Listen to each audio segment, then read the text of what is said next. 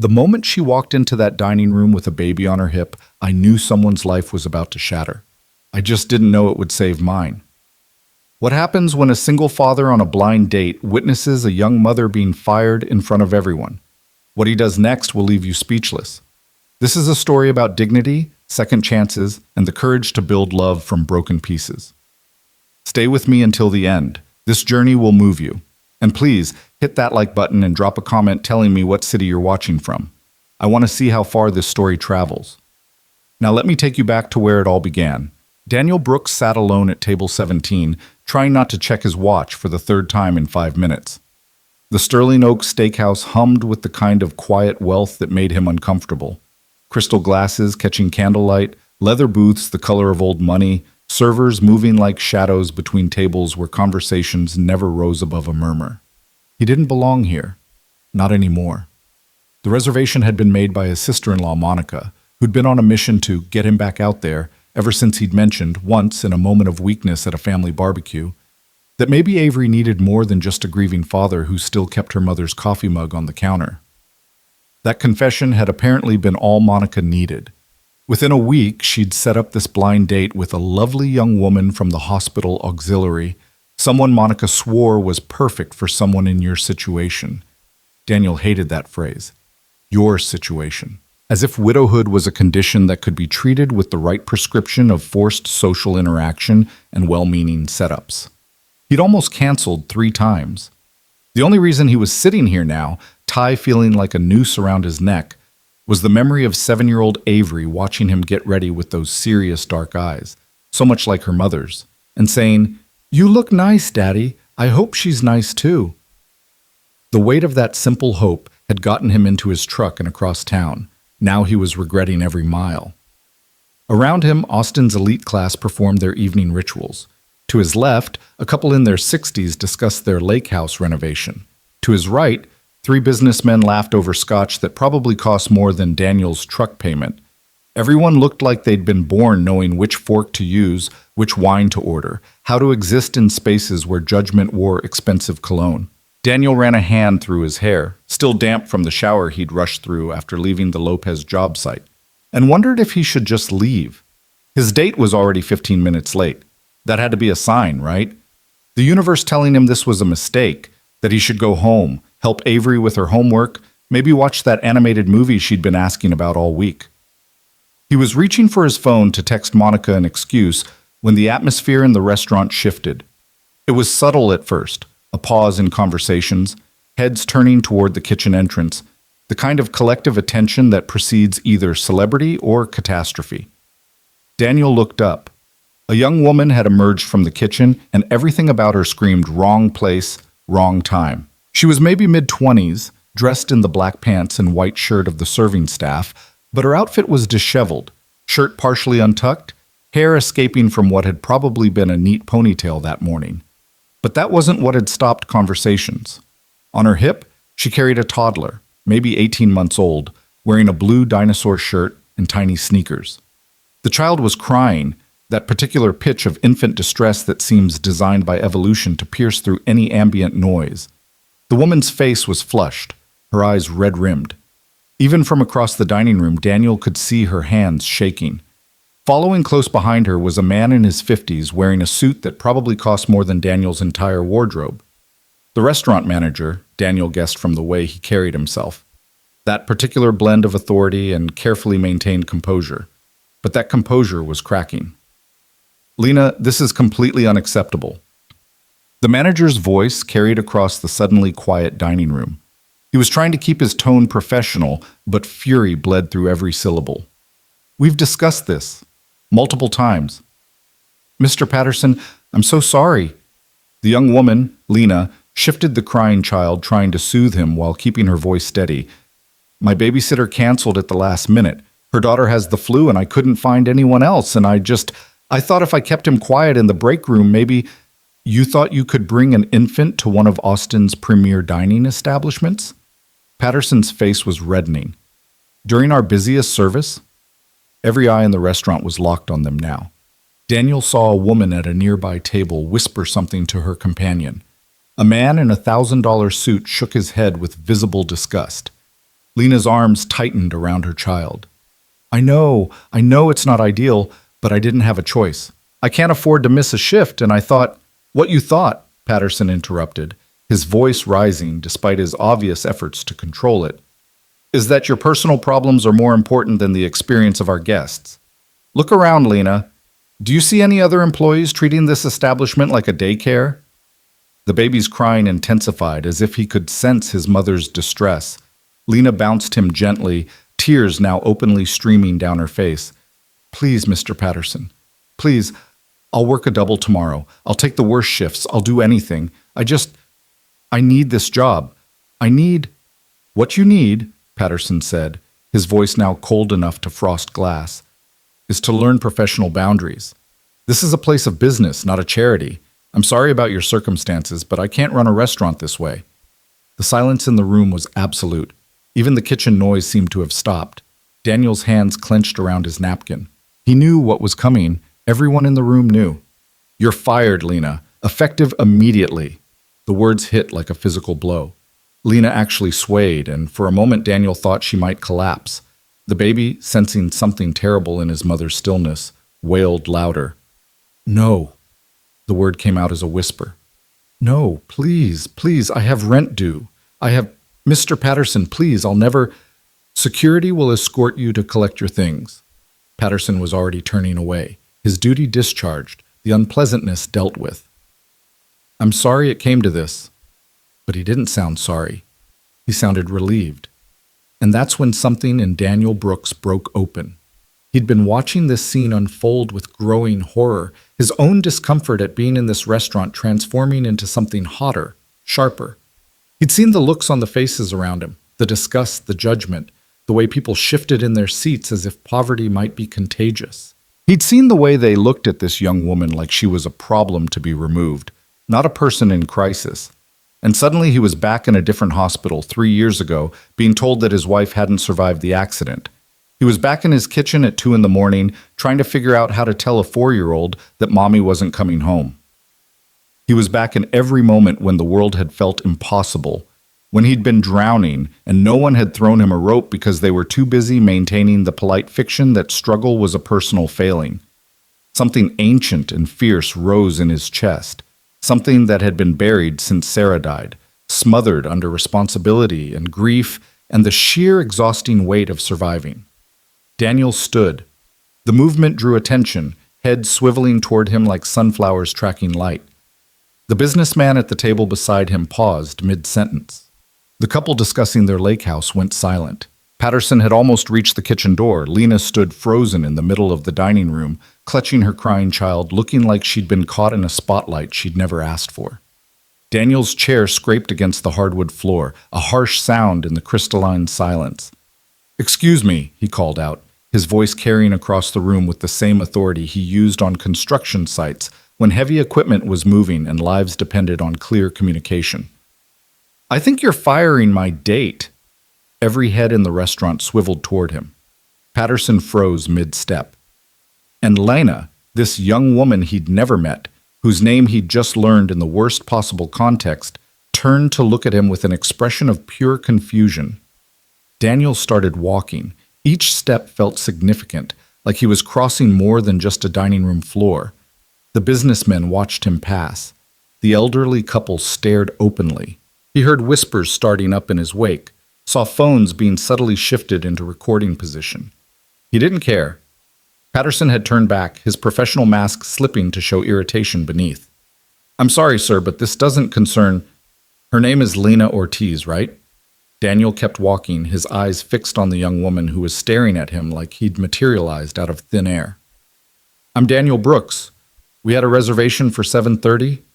He could see Lena's mind working, confusion giving way to something else. A desperate, wild hope that she was trying to suppress because hope, Daniel knew, could hurt worse than disappointment when you'd been knocked down often enough. She started, then stopped, looking between Daniel and Patterson. The manager had recovered his composure, his expression now tight with professional skepticism. "Mr. Brooks, I appreciate your gesture, but Lena is an employee here, not a guest. This is a personnel matter. Was an employee, Daniel corrected, finally reaching Lena's side. Up close, he could see she was even younger than he'd thought, probably not yet 25. Her name tag was slightly crooked. There was a stain on her collar that looked like baby food.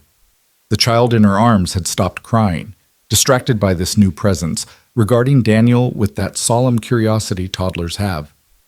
You fired her, which means she's free to leave with me. Sir, I really don't think... How much does she owe for the disruption? Daniel pulled out his wallet. To the restaurant. For the... what did you call it? The experience of your guests? Patterson's face went from red to purple. This isn't about money. Really?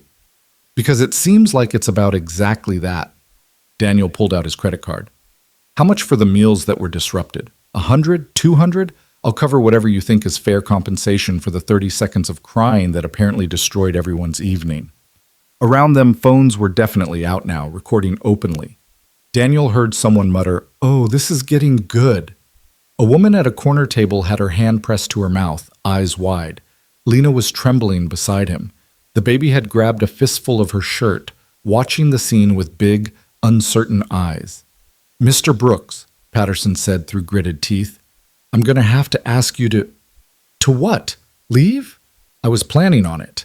Daniel handed his card to a wide-eyed server who'd materialized nearby. "Charge whatever's appropriate. My date and I are going somewhere that doesn't treat single mothers like criminals for having the audacity to be human." He turned to Lena, offering his hand. "If you want to leave, that is. No pressure, but I'm thinking the diner on 6th Street doesn't have a dress code, probably doesn't mind a little crying, and makes a pretty decent burger." For a moment, Lena just stared at him.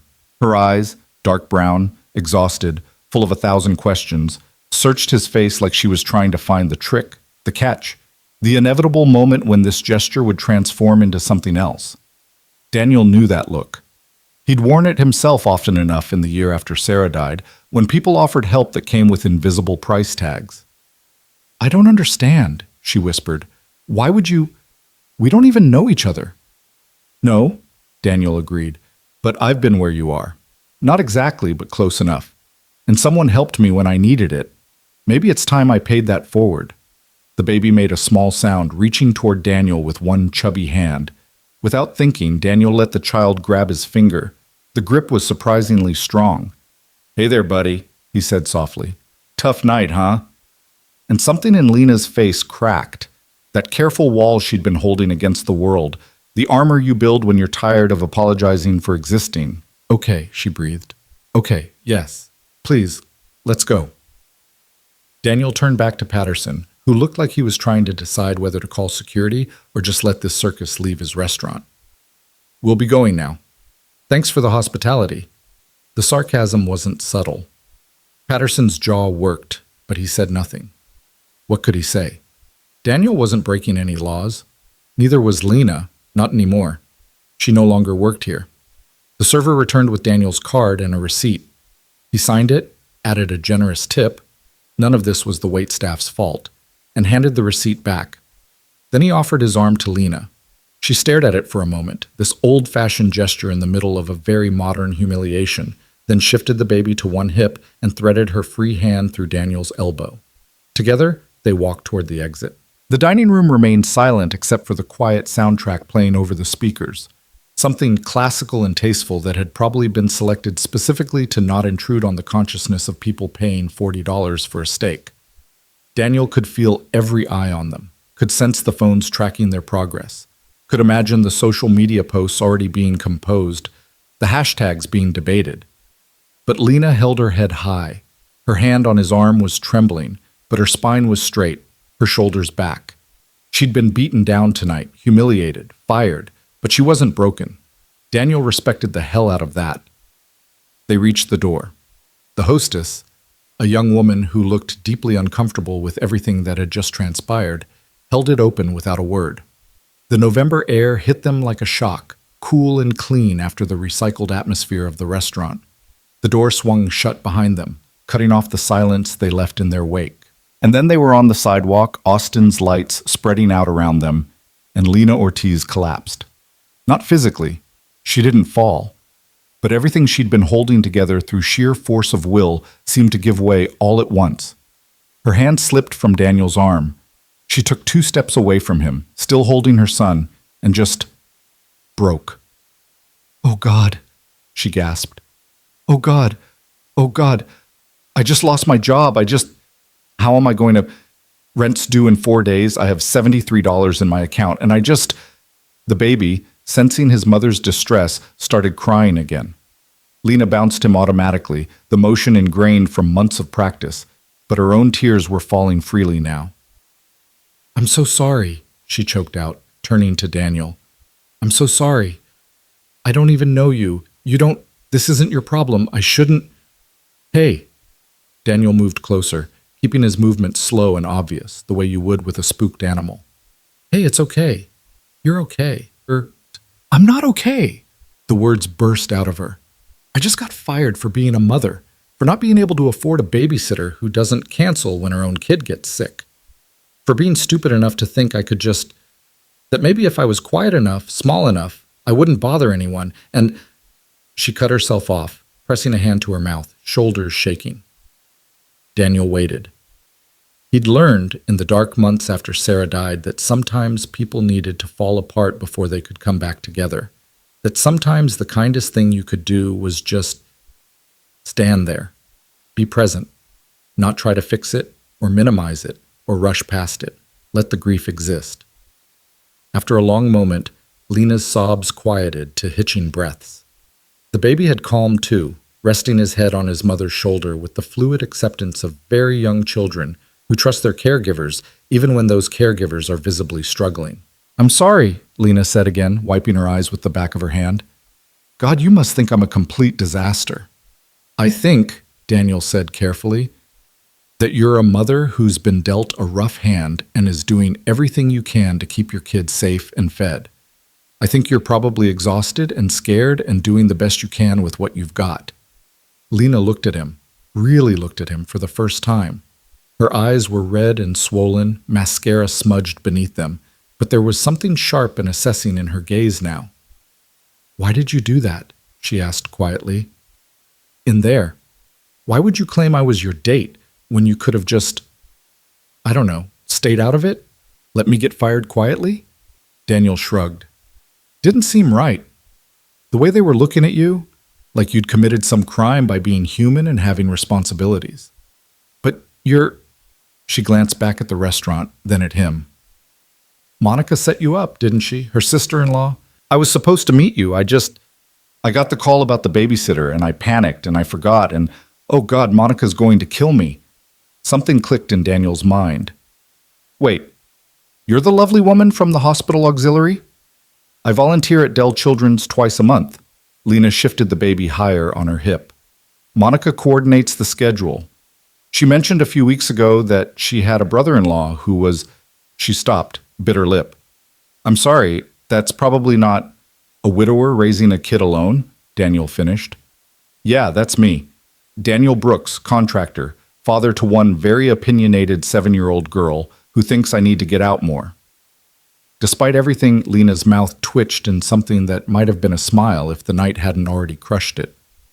Lena Ortiz, former waitress, mother to one very cranky toddler who has terrible timing.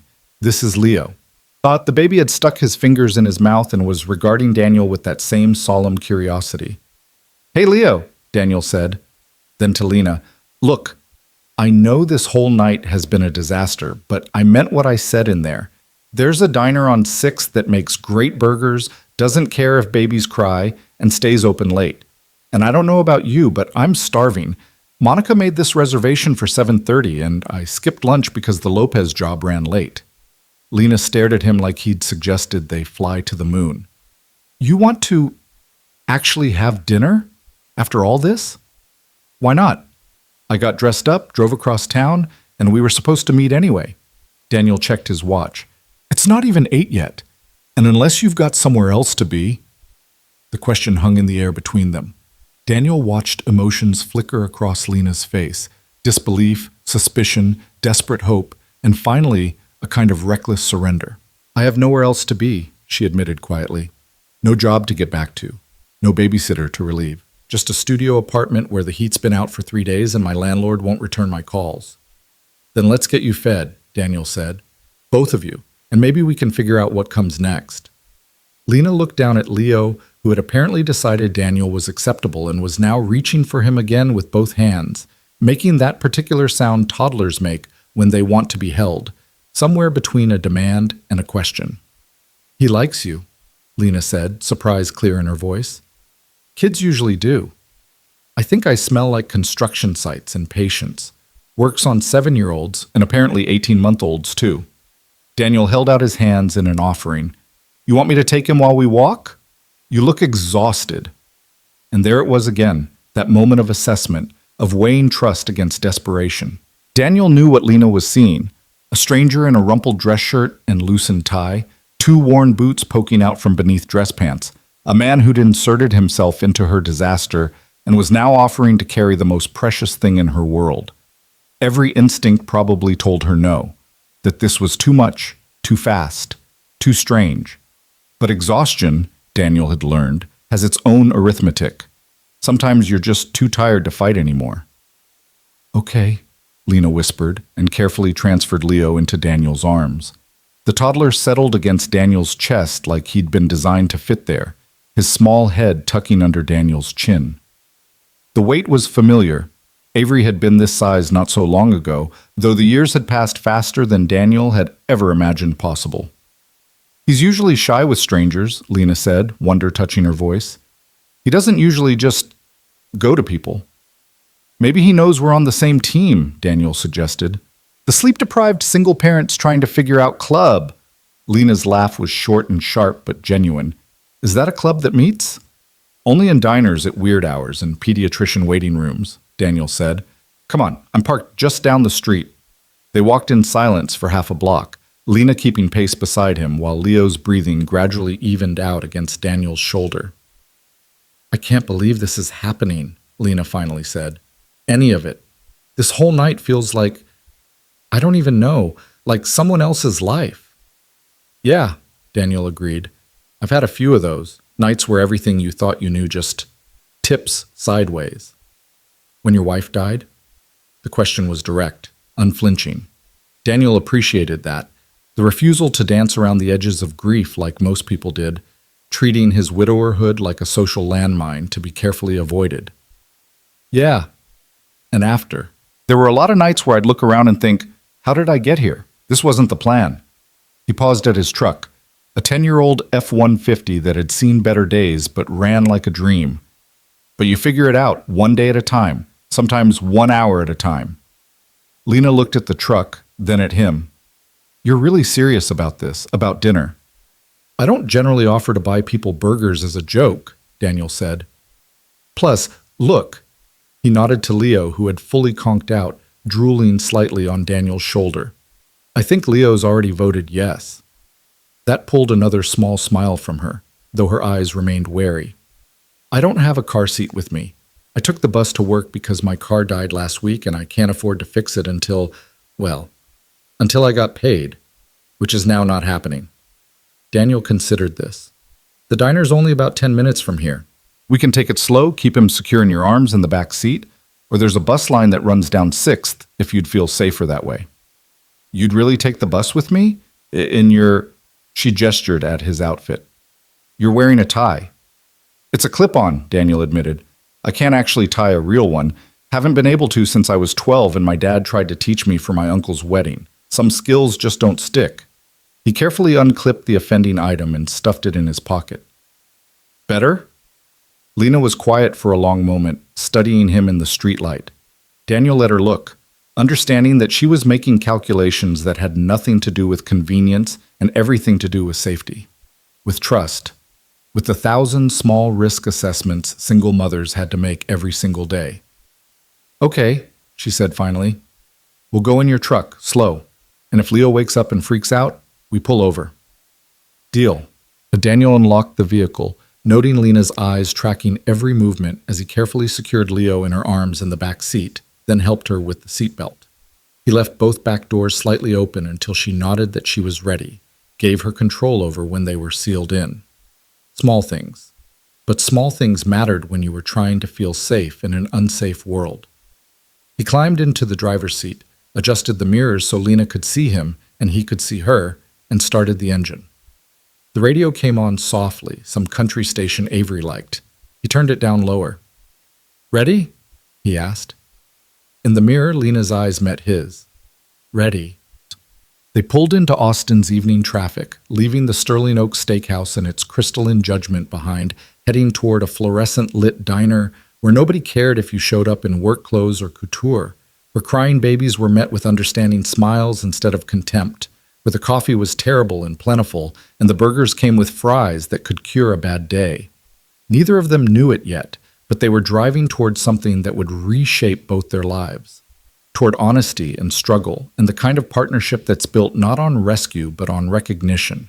But for now, they were just two exhausted parents navigating traffic, with one sleeping toddler and 1,000 unasked questions humming in the air between them. The night was far from over, and the real conversation was about to begin. The Starlight Diner sat on the corner of 6th and Lamar, like it had been there since Austin was still a small town instead of a sprawling tech hub. All chrome trim and neon signs promising breakfast served all day.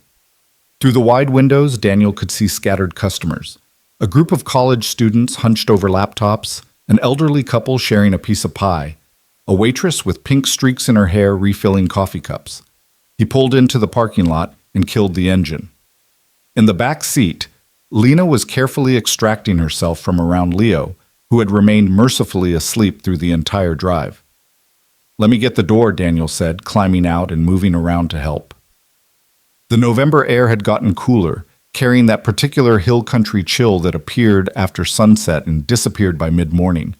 Lena emerged from the truck with Leo cradled against her shoulder, moving with the practiced efficiency of someone who'd learned to do everything one-handed. Daniel noticed the way she automatically positioned herself between him and the baby. Subtle, instinctive protection.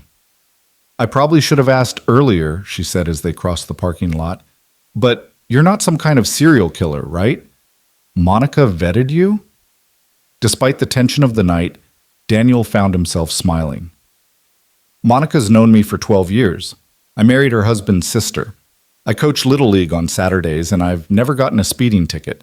Best I can offer for references on short notice." "That's actually pretty good," Lena admitted. "Most of my first dates don't include a public firing and grand gesture rescue." "Most of mine don't either. This is new territory for both of us." The diner's warmth hit them as Daniel held the door open, along with the smell of coffee and frying bacon. The pink-haired waitress looked up from behind the counter and smiled. A real smile, not the professional courtesy mask the Sterling Oak staff had worn. "Sit anywhere, hun," she called. "Menus are on the tables." They chose a booth near the back, away from the other customers.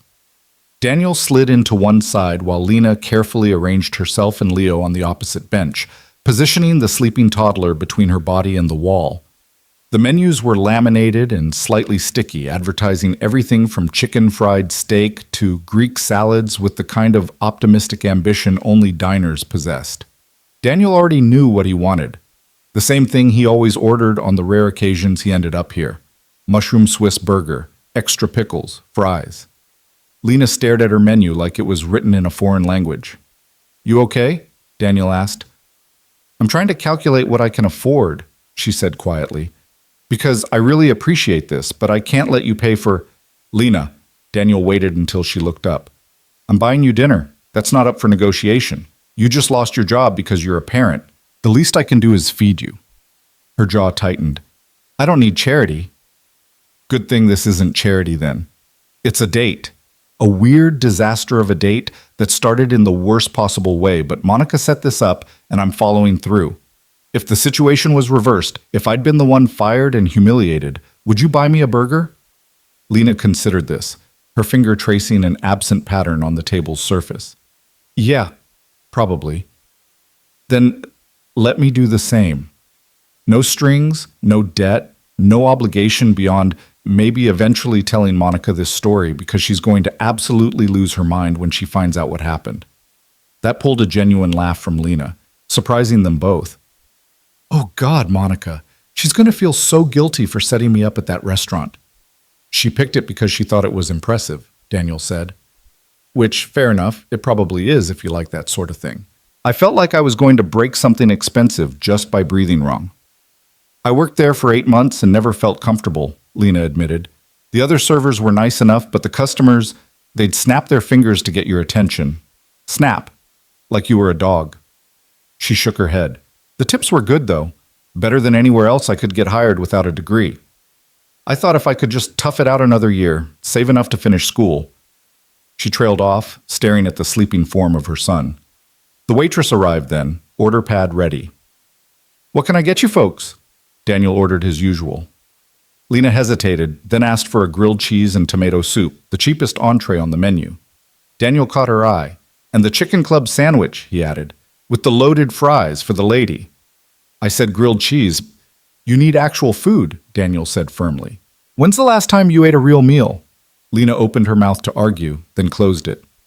"Yesterday morning, I had toast."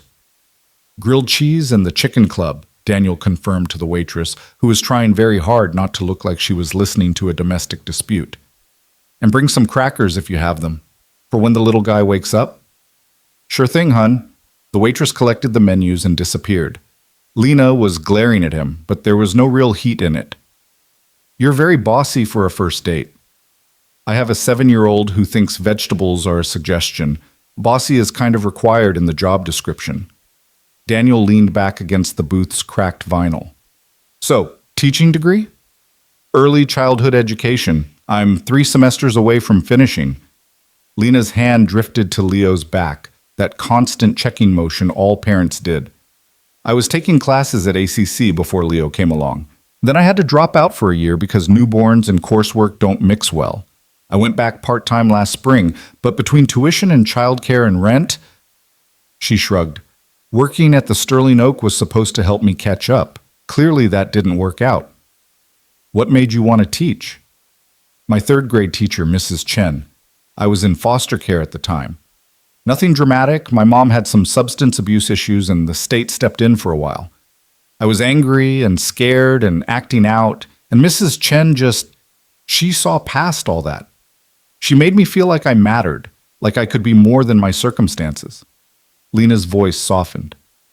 "I want to do that for other kids. Be the person who sees them." Daniel nodded slowly. "That's a good reason." "What about you? How does someone become a contractor?" "Necessity, mostly. I was working construction to pay for college, figured I'd get an engineering degree, maybe design buildings instead of making them. Then Sarah got pregnant with Avery, and priorities shifted. The construction work paid better than anything else I was qualified for, and I was pretty good at it." He traced a finger through the condensation on his water glass. "After Sarah died, I couldn't keep working for someone else. Couldn't handle a boss telling me I couldn't leave when Avery's school called, or that grief wasn't a good enough reason to miss a deadline. So I got licensed, started my own company. It's small, just me and 2 guys I hire for the bigger jobs. But it's mine. I set the hours. If Avery needs me, I go."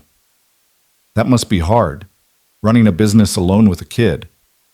"Some days are worse than others, but we figure it out." Daniel paused. "Sarah's parents help when they can. Monica and her husband take Avery sometimes. There's a whole network of people who showed up after the funeral and just stayed. I didn't ask for it, didn't know how to accept it at first, but they wore me down." Lena was quiet for a moment. "I don't have that. A network. Leo's father bailed when I was 4 months pregnant. My mom's been clean for 3 years now, which is great, but she's in Corpus Christi working at a hotel and barely keeping her own head above water. I've got one friend from high school who babysits when she can, but she's got 3 kids of her own and works nights at HEB. She looked down at her hands. It's just us. Me and Leo. We're all we've got." The loneliness in those words hit Daniel square in the chest. He knew that isolation, had lived in it for months after Sarah died when everyone's casseroles ran out and the condolence calls stopped coming. But he'd had family, had resources, had a house that was paid off, and savings that could buffer him through the worst of it. Lena had none of that. Just herself and an 18-month-old and $73 in her bank account. "What's your plan?" he asked.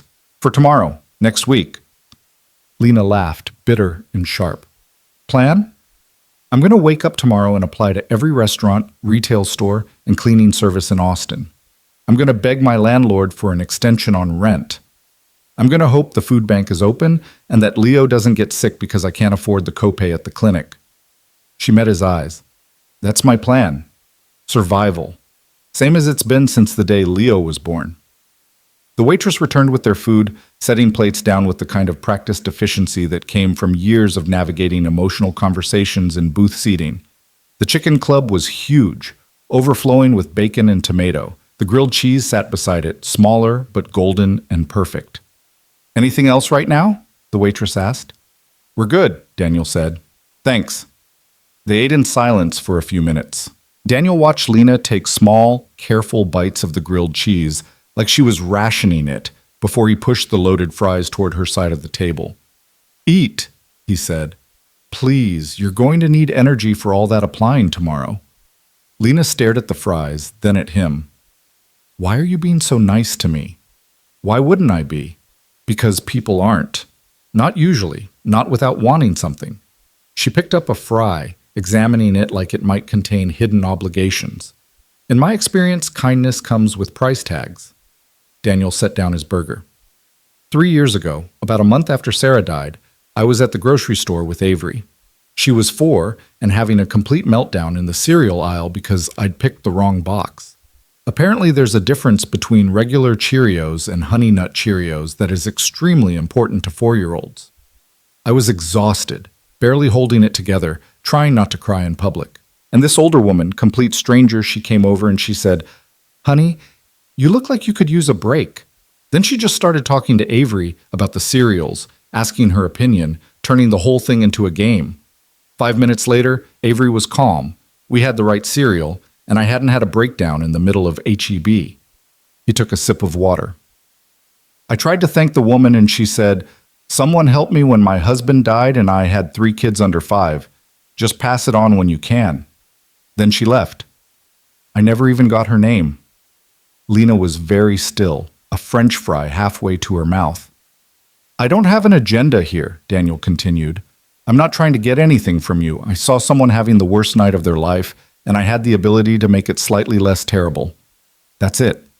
That's the whole story. And if I can't pay it forward, if I stay broke and struggling and barely making it, then you stay broke and struggling and barely making it, and maybe someday when you're in a better place, you help someone else. Or maybe you don't. Maybe you've got too much on your plate, and that's okay too. He picked up his burger again. There's no test here, Lena. No expectations. Just dinner. She studied him for a long moment, something shifting in her expression, guard coming down, walls lowering inch by careful inch. Then she ate the French fry, and then another, and soon she was pulling the chicken club toward herself and taking a real bite, not rationing anymore. They ate, and slowly, conversation found its footing. Lena told him about Leo's obsession with trucks, how he'd point at every vehicle on the street and make engine noises. Daniel told her about Avery's current phase of only wearing purple, which meant laundry had become a negotiation about whether her 2 purple shirts were clean enough for another wearing. She told him about her disastrous attempt to make homemade baby food that had somehow resulted in sweet potato on the ceiling. He told her about the time he'd let Avery help paint her bedroom, and they'd both ended up covered in more paint than the walls. Small stories, parent stories, the kind of mundane details that made up a life. Leo woke up about halfway through the meal, blinking sleepily before focusing on his surroundings. His face started to scrunch up in pre-cry confusion before Lena scooped him into her lap, and the waitress appeared with the crackers Daniel had requested. Hey, sweet boy, Lena murmured, kissing his forehead. You hungry? Leo took the cracker, examining it seriously before taking a careful bite. His eyes landed on Daniel, and he stared, processing this new person with the kind of intense focus toddlers bring to everything. That's Daniel, Lena said. Can you say hi? Leo stuck the cracker in his mouth and waved one hand, a gesture that might have been greeting or dismissal. He's not big on strangers usually, Lena said, but he seems okay with you. Animals and small children trust me. It's adults I have trouble with. Daniel pulled a funny face at Leo, crossing his eyes. The toddler giggled, a sound like bells. There we go. I won Avery over the same way. Turns out dignity is overrated when you're trying to make a kid laugh. They finished eating while Leo worked through his crackers, occasionally offering soggy pieces to his mother with the generosity of someone who believed in sharing food. The diner hummed around them, dishes clattering, conversations rising and falling, the jukebox in the corner playing something twangy and old. It felt normal, comfortable, like they'd been doing this for years instead of hours. When the check came, Daniel paid it over Lena's protests. The waitress brought back his card with a smile and pocketed the tip with a quiet, "You folks have a good night now." Outside, the temperature had dropped further. Lena shivered in her thin work shirt, pulling Leo closer. Daniel shrugged out of his jacket without thinking and draped it over her shoulders. "I can't." "You can, and you will. It's November, and you're in short sleeves." He unlocked the truck. "Where am I taking you? Home?" Lena's face did something complicated. "I live over in Riverside. The apartments off Burton Drive. The ones with the broken sign out front." Daniel knew the complex. He'd done some repair work for the property management company a few years back before they'd decided his quotes were too expensive and hired someone cheaper. The buildings were run down, the kind of place where maintenance requests went unanswered and security deposits never got returned. "That's a rough area," he said carefully. "It's what I can afford. Barely." Lena was looking anywhere but at him. "I know it's not great, but the bus line runs nearby and there's a playground where Leo can play during the day." Daniel made a decision that probably qualified as overstepping, but felt necessary anyway. "It's after 9. Let me drive you home. Make sure you get inside safe." "You don't have to." "I know I don't have to. I want to. Humor me?" Lena sighed, but climbed into the back seat with Leo. "Fine, but just to the door. I don't need you seeing inside or anything." The drive to Riverside took 20 minutes through Austin's nighttime traffic. Daniel kept the radio low, playing a soft rock station that filled the silence without demanding attention. In the back seat, Lena was quiet, probably doing the math on her situation, adding up impossible numbers and coming up short. The apartment complex was worse than Daniel remembered. Half the exterior lights were out, casting long shadows across cracked asphalt. A shopping cart sat abandoned near the dumpsters. Someone had spray-painted something on the building's side, though the words were too faded to read. "It's the second building," Lena said quietly. "Third floor. You can just drop us at the stairs." Daniel pulled up to the building, but didn't unlock the doors immediately. "Lena, can I ask you something?" She tensed. "What?" "When's your rent due?" 4 days. "Why? How much are you short?" Her hands tightened around Leo. "I'm not taking money from you." "That's not what I asked." "Daniel, how much?" She was quiet for so long he thought she wouldn't answer. Then, barely audible, $600. "I have first months and the deposit saved for a cheaper place, but I can't move until next month because everywhere requires notice, and I was waiting for my next paycheck to give it." A bitter laugh. "Which is now not coming." $600. Daniel's entire profit margin on the Lopez job. Money he'd been planning to use to replace his work boots and maybe take Avery to that trampoline park she'd been asking about. But there was a woman in his truck who'd just lost everything because she'd had the audacity to be a mother. There was an 18-month-old who didn't understand why mommy was scared. There was a choice that wasn't really a choice at all. "I'll write you a check," he said. "No." "Lena, no." Her voice was hard now, sharp with pride and pain. "I don't know you. We had one dinner. You can't just... People don't just give $600 to strangers." "I'm not a stranger anymore. We've shared terrible restaurant experiences and diner food. That's practically friendship." He turned to look at her in the rear-view mirror. "And I'm not giving it to you. I'm lending it. You pay me back when you can. No interest, no timeline, no pressure." "I can't." "You can't or you won't?" "Both." Lena's eyes were bright with unshed tears. "You don't understand. If I take money from you, that makes me someone who takes money from men I barely know. That makes me desperate and weak and—" "It makes you human," Daniel interrupted. "It makes you someone who's been backed into a corner and is accepting help from someone who can afford to give it. That's not weakness. That's survival." "Easy for you to say.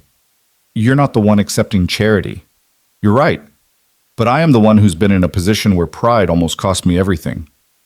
Daniel's voice softened. 6 months after Sarah died, I ran out of money. Just completely tapped out. Funeral costs, hospital bills, taking time off work. It all added up. I had a house payment due and about $30 in checking, and Sarah's dad offered to help, and I said no. Because taking money meant I'd failed, meant I couldn't provide for my daughter on my own.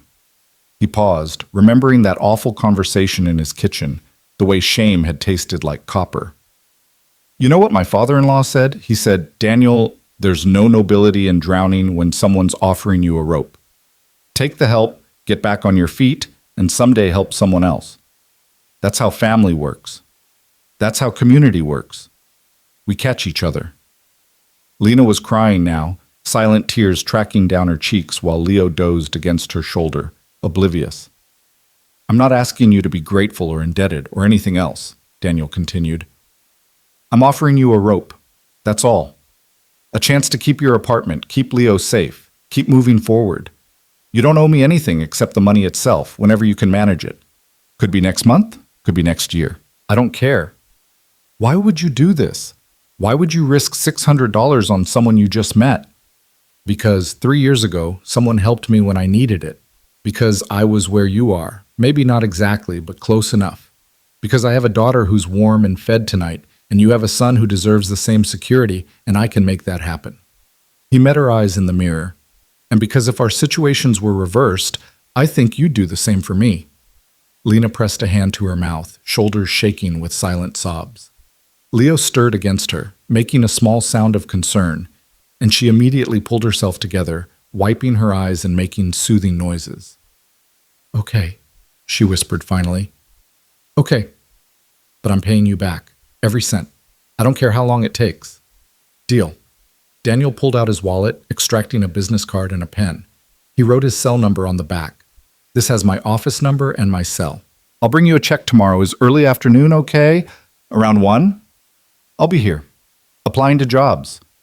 She took the card, staring at it like it might vanish. Daniel, I don't know how to thank you. Don't thank me. Just keep going, keep fighting for Leo, for yourself, for that teaching degree. That's all I want. She nodded, unable to speak.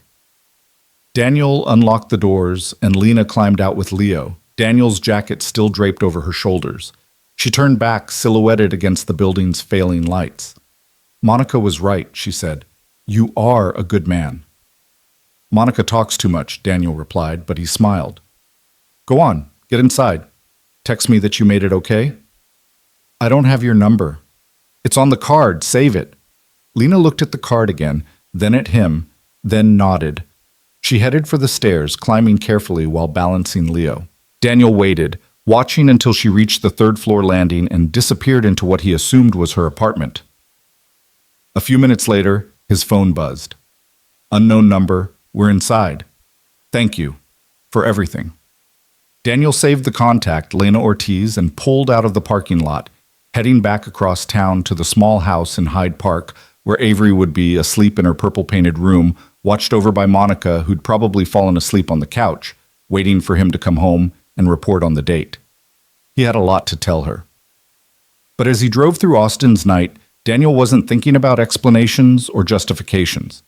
He was thinking about the look on Lena's face when she'd realized he was serious about helping, the way she'd held herself together through everything, the humiliation, the firing, the fear, until she'd finally let herself break in the safety of his truck. He was thinking about Leo's small hand waving at him, about crackers shared and stories told over diner food, about the strange alchemy that happens when two people who should be strangers recognize something essential in each other. He was thinking that maybe Monica had been right to set up this date after all, just not in the way anyone expected. Monica was indeed asleep on the couch when Daniel got home, but she woke the instant his key turned in the lock. She sat up, pushing her dark hair out of her face, blinking in the lamplight. Well, she said, before he'd even closed the door. How was it? Did you like her? Did she like you? Please tell me you didn't spend the whole night talking about construction materials. Daniel hung his keys on the hook by the door and kicked off his boots. I got her fired, took her to a diner, and loaned her $600 for rent. So I'd say it went differently than you planned. Monica's mouth fell open. You what? Over the next 20 minutes, Daniel told her everything while she sat on his couch making increasingly dramatic expressions of shock and sympathy. When he finished, she was crying. That poor girl, she whispered. I had no idea things were that bad for her. She always seemed so put together at the hospital, so capable. I never thought... She stopped, wiping her eyes. You did a good thing, Daniel. Sarah would be proud. The mention of his late wife sent the familiar ache through Daniel's chest, but it was gentler now than it had been. 3 years had dulled the sharpest edges of grief, left him with something he could carry instead of something that crushed him. I don't know about that, he said. I just did what felt right. That's exactly what Sarah would have done. Monica stood, gathering her purse and jacket. Tom's probably wondering where I am, but Daniel? Don't let this girl disappear. She needs people, and I think maybe you need people too. After she left, Daniel checked on Avery, who was sprawled across her bed in purple pajamas, her dark hair fanned across the pillow. She looked so much like Sarah in that moment that Daniel had to lean against the doorframe and just breathe through it. 7 years old, growing up so fast. Soon she'd be a teenager, then an adult, and these moments of her being small enough to tuck in would be gone forever. He pulled her blanket up, kissed her forehead, and went to his own room where sleep didn't come for a long time.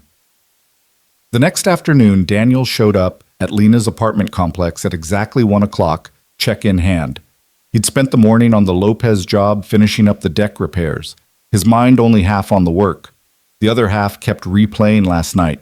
Lena's face when she'd been fired, the weight of Leo in his arms, the desperate pride in her voice when she'd tried to refuse help. The third-floor landing smelled like cooking grease and cigarette smoke. Daniel found apartment 317 and knocked. Lena opened the door still wearing his jacket over a different shirt than last night. Her eyes were red-rimmed like she'd been crying, but she'd clearly made an effort. Her hair was pulled back neatly, and she'd put on makeup that didn't quite hide the exhaustion underneath. Hi, she said, stepping back to let him in. Come in, but fair warning, it's not much. The apartment was a studio, maybe 400 square feet total. A kitchenette occupied one corner, a bathroom door stood ajar in another, and the rest of the space was divided between a sagging double bed and a small area where Leo's playpen sat surrounded by scattered toys. The walls were thin enough that Daniel could hear a television playing in the next unit. The heating vent rattled but produced no warmth, but the space was immaculately clean. Not a dish in the sink, toys organized in plastic bins, the bed made with hospital corners. It was the kind of clean that came from having nothing and taking fierce pride in maintaining what little you had. It's home, Lena said, that defensive note creeping into her voice. I know it's not... It's fine, Daniel interrupted. Better than my first place after I moved out of my parents' house. I had roommates who thought dishes were optional and hygiene was a suggestion.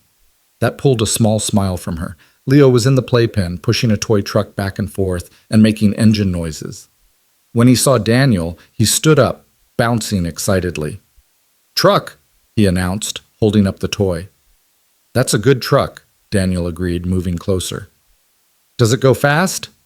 Leo nodded seriously and demonstrated by pushing the truck across the playpen floor with enough force to crash it into the opposite side.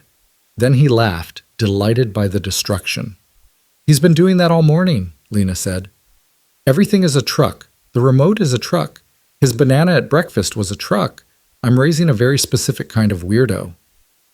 Avery went through a phase where everything was a princess. I had to call her Princess Avery for 3 months or she'd refuse to respond. Daniel pulled out the check he'd written that morning. Here, this should cover rent and leave you a little extra for groceries. Lena took it like it might bite her, staring at the amount. It's for $700. You need to eat, so does Leo. Daniel, Lena. He kept his voice gentle but firm. Let me do this. Please. She folded the check carefully and tucked it into her pocket, then took off his jacket and handed it back. I should return this. Thank you for letting me borrow it. Keep it if you need it. Your coat situation looks pretty minimal. I have a coat. It's just... She glanced at the closet door. It's got a broken zipper and I've been meaning to fix it, but I haven't had time. Of course she had a broken coat. Daniel added that to the growing list of things about Lena's situation that made him want to fix something, anything. Listen, he said, an idea forming that was probably overstepping but felt right anyway. I know you need to look for work, but if you're interested, I could use help at my business. Administrative stuff mostly, scheduling jobs, ordering materials, handling invoices. Nothing complicated, but it needs doing, and I've been putting it off because I hate paperwork. Lena's eyes narrowed. Is this a real job or a pity job? It's a real job that I'm offering to someone I think would be good at it. You worked at the Sterling Oak for 8 months without getting fired until last night. That takes organization and people skills, both of which I need. He paused. Pays $15 an hour, flexible schedule, and you can bring Leo. My office is basically a garage I converted, so there's space for him to play while you work. $15 an hour? Lena's voice went very quiet. That's more than the restaurant paid. That's what the job's worth. And before you ask, yes, I can afford it. Business has been good. I just expanded to take on bigger projects, which means more administrative work that I don't have time for. It wasn't entirely true. Daniel had been managing fine on his own, but it wasn't entirely false either. He really did hate paperwork, and having someone to handle the scheduling would free him up for actual construction work. And if that someone happened to be a single mother who desperately needed stable income and could bring her kid to work, well, that just made good sense. Lena was very still, processing. What if I'm terrible at it? Then we figure it out together. I'm not looking for perfect. I'm looking for reliable. He met her eyes. And I think you're about as reliable as they come. She laughed, short and sharp. You don't know me well enough to know that. I know you showed up to a job you hated for 8 months because your kid needed to eat. I know you're 3 semesters from a degree you're fighting like hell to finish. I know you didn't abandon your son or give up when things got hard. Daniel shrugged. That's reliable enough for me. Lena turned away, arms wrapped around herself. When she spoke, her voice was thick. Why are you doing this? And don't say it's just paying it forward or helping someone who needs it. There's got to be more to it than that. Daniel considered this, really considered it. Why was he doing this? It would be easy to say it was altruism, that he was just a nice guy helping someone in need, but that wasn't the whole truth. Avery asked me last week if she was ever going to have a mom again, he said quietly. She sees her friends with their parents, sees families at the park, at school events, and she asked if it was always going to be just us. He saw Lena's shoulders tense. I told her I didn't know, he continued, that maybe someday I'd meet someone, or maybe it would just be us forever, and both of those things were okay. But the truth is, I've been alone for 3 years and I've forgotten how to connect with people who aren't 7 years old or asking me for construction quotes. Daniel moved to the window, looking out at the parking lot below.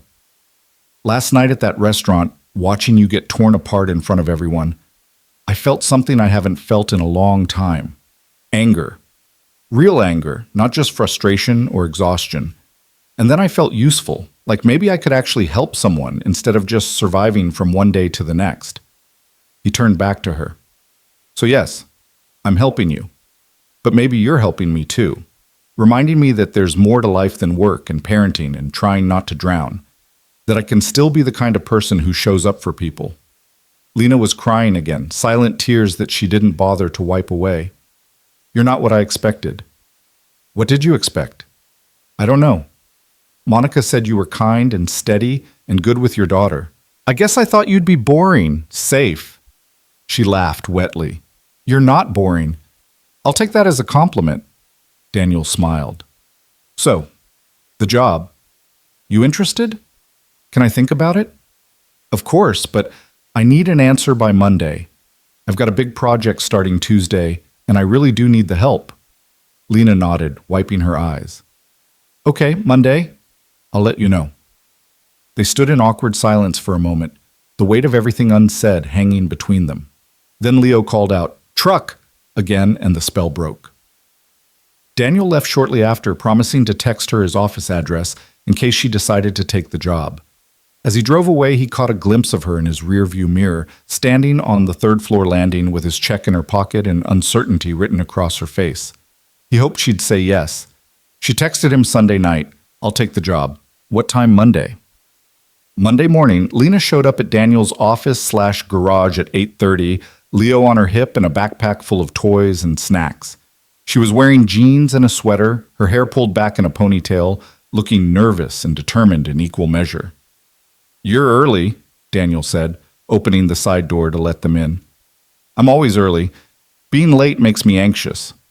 She looked around the space, half garage, half office, with a desk piled with invoices and a filing cabinet that looked like it hadn't been organized since the Bush administration. "Oh, wow. You weren't kidding about the paperwork." "I might have downplayed exactly how behind I am." Daniel cleared a space on the floor and put down the foam play mat he'd borrowed from Monica. "This okay for Leo?" "That's perfect."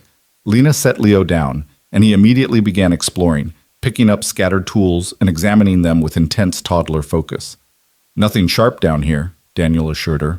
"I cleared it all last night. Worst he'll find is some sandpaper, and even that's the fine grit stuff." They spent the morning going through Daniel's disaster of a filing system, while Leo played contentedly on the mat, occasionally bringing them tools to admire. Lena had a natural organizational mind, quickly sorting invoices by date and creating a system that actually made sense. "How have you been running a business like this?" she asked, staring at a pile of receipts that dated back 6 months. "Poorly, very poorly." Daniel handed her another stack. "I'm good at building things. Administrative work makes me want to fake my own death and move to Canada." "That's dramatic." "You haven't seen my tax situation yet. That'll come later when you trust me more." Lena laughed, and the sound filled the garage space with something bright. Leo looked up at his mother's laughter and grinned, showing his tiny teeth. They fell into an easy rhythm. Lena worked through the paperwork while Daniel explained his current projects and upcoming jobs. She asked smart questions about scheduling and materials, making notes in a spiral notebook she'd brought. When Leo got fussy, she'd take a break to feed him a snack or read him a book, and Daniel would use those moments to actually respond to emails he'd been ignoring. It worked. Surprisingly, impossibly, it worked. By lunch, Lena had organized 3 months of invoices and created a digital filing system on Daniel's computer. Leo had taken a nap on the playmat, and Daniel had finished all his quotes for the week. "You're really good at this," Daniel said, watching her input data with efficient keystrokes. "I like organizing things. It makes sense. Unlike people." She glanced at him. "No offense." "None taken. People are complicated." They ordered sandwiches from the deli down the street and ate while Leo toddled around the garage, still obsessed with anything that rolled. Daniel found himself telling her about the Ramirez job that had gone sideways when they discovered asbestos in the walls, and Lena told him about a particularly awful shift at the Sterling Oak, when a customer had sent back his steak 4 times before admitting he'd wanted chicken all along. It felt normal, like they'd been working together for months instead of hours. The week passed in similar fashion. Lena showed up every morning at 8:30, Leo in tow, and transformed Daniel's administrative chaos into something resembling a functional system. She scheduled his jobs, organized his materials orders, and even started handling some of the customer calls because she had a way of talking to people that made them feel heard. Daniel found himself looking forward to mornings, to the sound of Lena's car pulling up. She'd managed to get her vehicle fixed with part of her first paycheck, and Leo's excited greeting when they came through the door. Avery met them on Thursday when she had a half day at school. Daniel had been worried about how his daughter would react to suddenly having people in their space, but Avery took one look at Leo and declared him adorable, and spent the afternoon teaching him how to stack blocks while Lena worked. "She's pretty," Avery told Daniel later when Lena had taken Leo to the bathroom. "Is she your girlfriend?" "She's my employee," Daniel corrected, "and my friend." "Can friends become girlfriends?" "Sometimes, but that's not what this is." Avery gave him a look that was far too knowing for 7. "If you say so, Daddy." But it wasn't like that. Daniel was careful to keep things professional, to maintain boundaries. Lena was vulnerable, rebuilding her life, and the last thing she needed was her boss making things complicated. Except it was already complicated because somewhere between Monday and Friday, between shared sandwiches and watching Leo grow comfortable enough to fall asleep on Daniel's office couch, something had shifted. He looked forward to her opinions on his projects. She started texting him funny things Leo did on weekends. They developed inside jokes and a shorthand that came from spending 8 hours a day in close proximity. It felt like the beginning of something, but Daniel couldn't name what. Then Saturday happened. Daniel had taken Avery to the park near Zilker, the one with the good playground and the trail around the lake. They'd been there about an hour when he spotted Lena and Leo near the swings. "That's Daniel!" Avery shouted, running toward them before he could stop her. Lena turned, surprised, then smiled. "Hey, fancy meeting you here." "Small city," Daniel said, catching up to his daughter. "Or maybe just small worlds for people with kids." They ended up spending the afternoon together, Avery and Leo becoming instant friends despite the age gap. Avery pushed Leo on the baby swing while Lena and Daniel sat on a nearby bench watching their kids play. "This is nice," Lena said quietly. "Normal. I haven't felt normal in a long time." "Yeah," Daniel agreed. "Me neither." They sat in comfortable silence, the kind that only happens when two people have stopped trying to impress each other and started just existing together. "Can I ask you something?" Lena said after a while. "Sure." "Do you ever feel guilty about being happy again?" The question hit deeper than Daniel expected. He thought about Sarah, about the way her absence had defined his life for so long, about the months when happiness felt like a betrayal. "Every day," he admitted. "For the first year, anytime I laughed or enjoyed something, I'd feel like I was forgetting her, like being happy meant she didn't matter anymore." "Well, how did you get past it?" "I'm not sure I did. I just started letting the happy moments exist without interrogating them to death. Sarah loved life. She loved joy. I don't think she'd want me to spend the rest of my existence being miserable." He paused. "What about you, Leo's father? Do you feel guilty about moving on?" Lena's laugh was bitter. "Marcus didn't die. He just decided being a father was too hard and walked away. So no, I don't feel guilty. I feel angry, but that's a different thing. Anger's valid. So is guilt, I guess." She watched Leo giggle as Avery made faces at him. "I just don't want to feel broken forever, you know? I want to be whole again, or maybe whole for the first time. I'm not sure I ever was before." Daniel understood that more than he could articulate, the feeling of being fractured, of wondering if the pieces would ever fit back together right.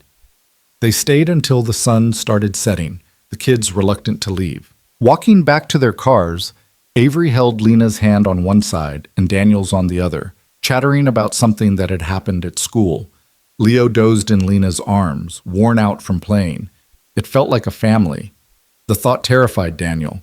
That night, after Avery was asleep, he sat on his back porch and called Monica. "I think I'm in trouble," he said when she answered. "What kind of trouble?" "The Lena kind." Monica was quiet for a moment. "You have feelings for her." "I don't know. Maybe. Probably." Daniel ran a hand through his hair. "We spent the afternoon at the park, and it felt so natural, like we'd been doing it forever. And I keep thinking about her when I should be working, and I look forward to Monday mornings, Monica." "Who looks forward to Mondays?" "People who are falling for their employees, apparently." Monica's voice was gentle. "What are you going to do about it?" "Nothing. She's rebuilding her life. She needs stability, not her boss developing feelings. Has it occurred to you that maybe she has feelings too?" "That's not... We're friends. She works for me. It would be completely inappropriate." "Daniel," Monica cut him off. "Sarah's been gone for 3 years. You're allowed to move on. You're allowed to be happy. And Lena is a wonderful person who clearly cares about you." "You don't know that." "I've seen the way she looks at you when you're not watching. Trust me, I know." After they hung up, Daniel sat in the darkness thinking about Lena's smile, about the way Leo had fallen asleep in his arms that first night, about the feeling of Avery holding Lena's hand like it was the most natural thing in the world. Maybe Monica was right, or maybe Daniel was just lonely and mistaking gratitude for something more. He didn't know. But he was about to find out, because Sunday evening Sarah's parents called and everything fell apart. Robert and Catherine Mitchell had always been kind to Daniel, even after their daughter died. They'd helped with Avery, brought groceries when he couldn't manage the store, sat with him through the worst of the grief. They were good people who'd lost their only child and were trying to maintain connection to the granddaughter who was all they had left of Sarah, which made the conversation that Sunday evening so much worse. "We need to talk about this woman," Catherine said without preamble when Daniel answered the phone. Her voice was tight, controlled in that way that meant she was furious but trying not to show it. Daniel's stomach dropped. What woman? Don't play games, Daniel. Monica told Tom. Tom told us. You're dating someone. Someone with a child. Someone you gave money to and then gave a job. Catherine's voice cracked slightly. Someone you took Avery to meet at the park. It's not like that. Then what is it like? Because from where we're sitting, it looks like you're replacing Sarah. Replacing our daughter with some struggling single mother who probably sees you as a meal ticket. The words hit like a physical blow. Daniel gripped the phone tighter, trying to keep his voice level.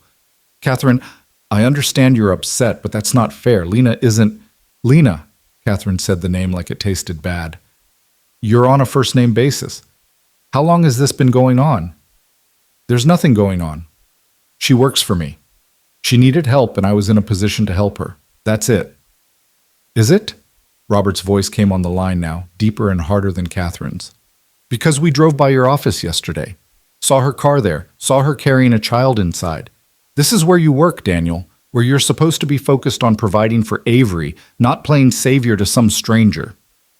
Daniel felt anger rising hot in his chest. She's not a stranger, and she's excellent at her job. My business has never been better organized. I'm sure it hasn't.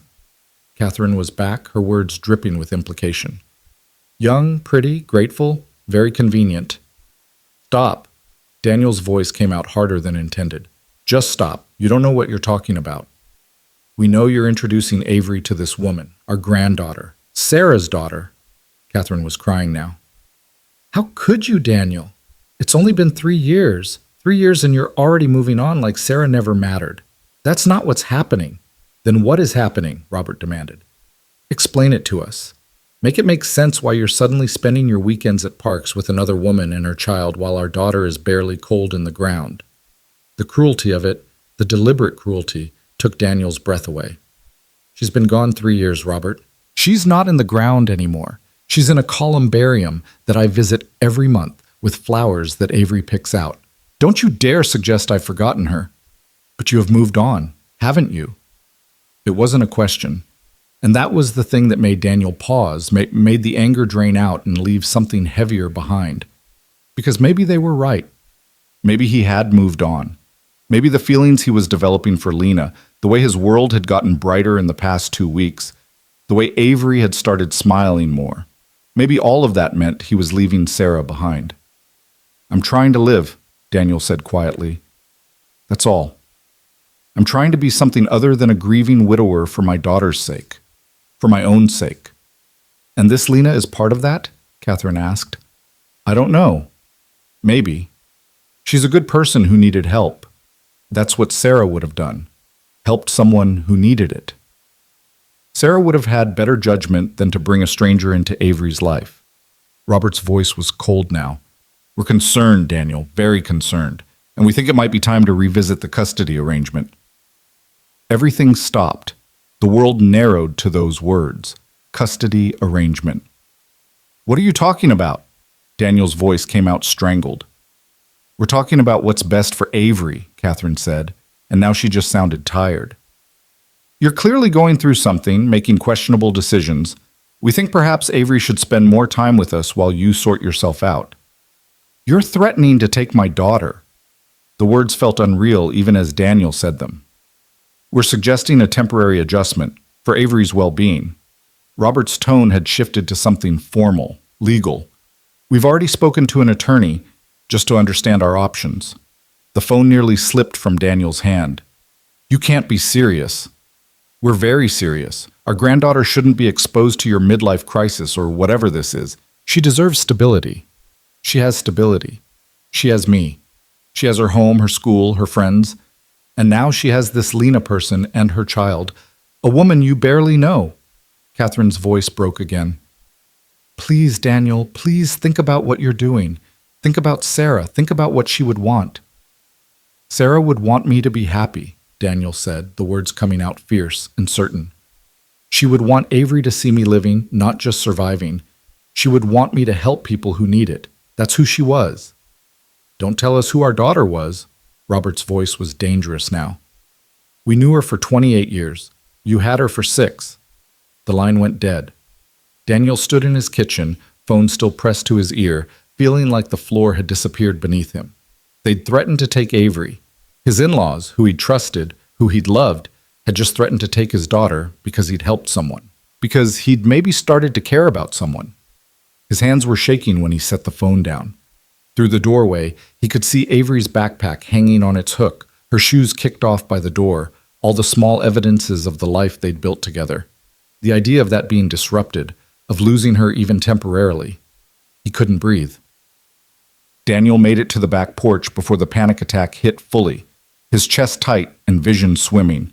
He gripped the railing and forced himself to count breaths the way the grief counselor had taught him 3 years ago. In for 4, hold for 4, out for 4. Slowly the world came back into focus. He needed to talk to Lena. Needed to... what? Warn her? Apologize? He didn't even know. But this affected her too, whether she knew it or not. If Sarah's parents were going to make trouble, Lena deserved to know. Daniel pulled out his phone and texted, "Can we talk?" Something came up. The response came almost immediately. "Is everything okay?" "Not really. Can I call you?" His phone rang 10 seconds later. "What happened?" Lena's voice was tight with concern. Daniel told her everything. The conversation with Catherine and Robert, the accusations, the threat about custody. As he talked, he heard Lena's breathing change, heard the moment she understood what this meant. "They think I'm using you," she said when he finished. "They think I'm some kind of gold digger. They don't know you. They're just scared and grieving and looking for someone to blame. They're blaming me for you moving on." Lena's voice went very quiet. "This is my fault. I shouldn't have taken the job, shouldn't have. We shouldn't have gone to the park together. I've made everything complicated." "No," Daniel said it firmly. "This is not your fault. You didn't do anything wrong.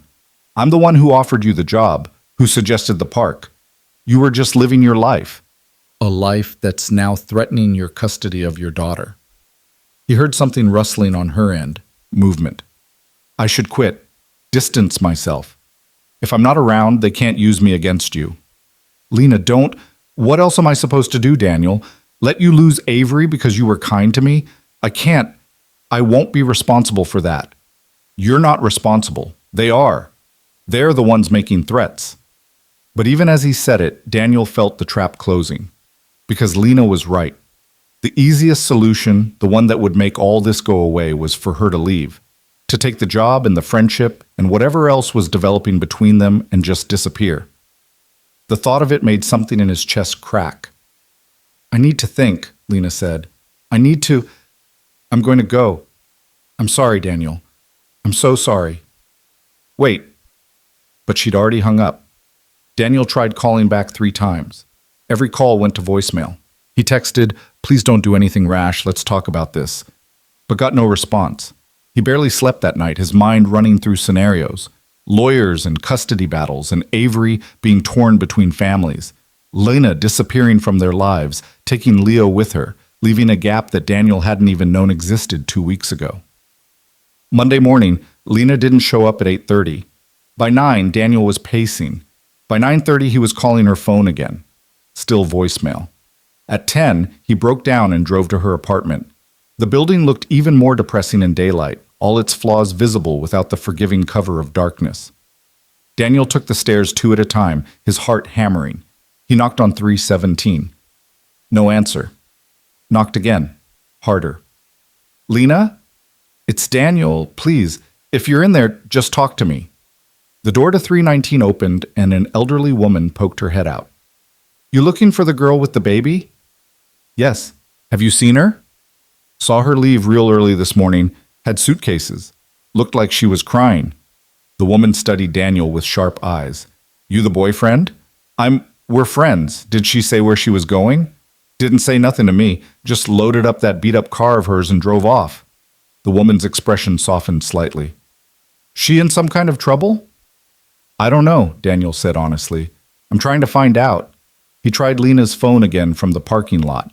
This time, it didn't even ring, just went straight to voicemail like it had been turned off.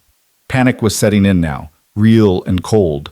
Lena had run, packed up Leo and whatever belongings she had and just left. Because of him. Because helping her had put her in the crosshairs of his mess. Daniel drove back to his office in a daze, his mind spinning. He needed to find her, needed to explain that they could figure this out, that she didn't have to disappear. But how did you find someone who clearly didn't want to be found? He was sitting at his desk, staring at nothing, when his phone rang. Unknown number. Hello? Is this Daniel Brooks? A woman's voice, professional and unfamiliar. Yes. Who's this? My name is Jennifer Martinez. I'm calling from Monica Garcia's office. She asked me to reach out to you. I understand you're looking for Lena Ortiz? Hope flared. You know where she is? Not exactly, but Monica thought you should know that Lena called the hospital this morning and resigned from her volunteer position. She said she was leaving Austin. Didn't say where she was going. The hope died. Did she seem okay?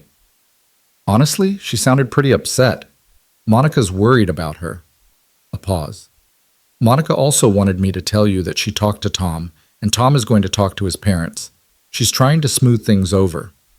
Tell her thank you, but I don't think that's going to fix this. After hanging up, Daniel sat in the silence of his garage office. The filing system Lena had created sat neat and organized on his desk. The playmat where Leo had napped was still on the floor, a forgotten toy truck beside it. She'd been here less than 2 weeks and somehow made herself essential. And now she was gone. Daniel picked up the toy truck, turning it over in his hands. He thought about Leo's face when he demonstrated how fast it could go, about the pure joy in that destruction, about Lena's laugh when she'd called her son a specific kind of weirdo. He thought about the park, about Avery holding Lena's hand, about the way it had felt like family, and he thought about Catherine's words, "You're replacing Sarah," and wondered if maybe that had been the problem all along. Not that he was moving on, but that he'd been trying so hard not to that he'd forgotten how to actually live. His phone buzzed. A text from an unknown number. I'm sorry. You and Avery deserve better than the mess I bring. Thank you for everything. Take care of yourself. L. Daniel stared at the message, reading it over and over. The finality in those words. The goodbye. He typed back immediately. Where are you? Please just talk to me. We can figure this out.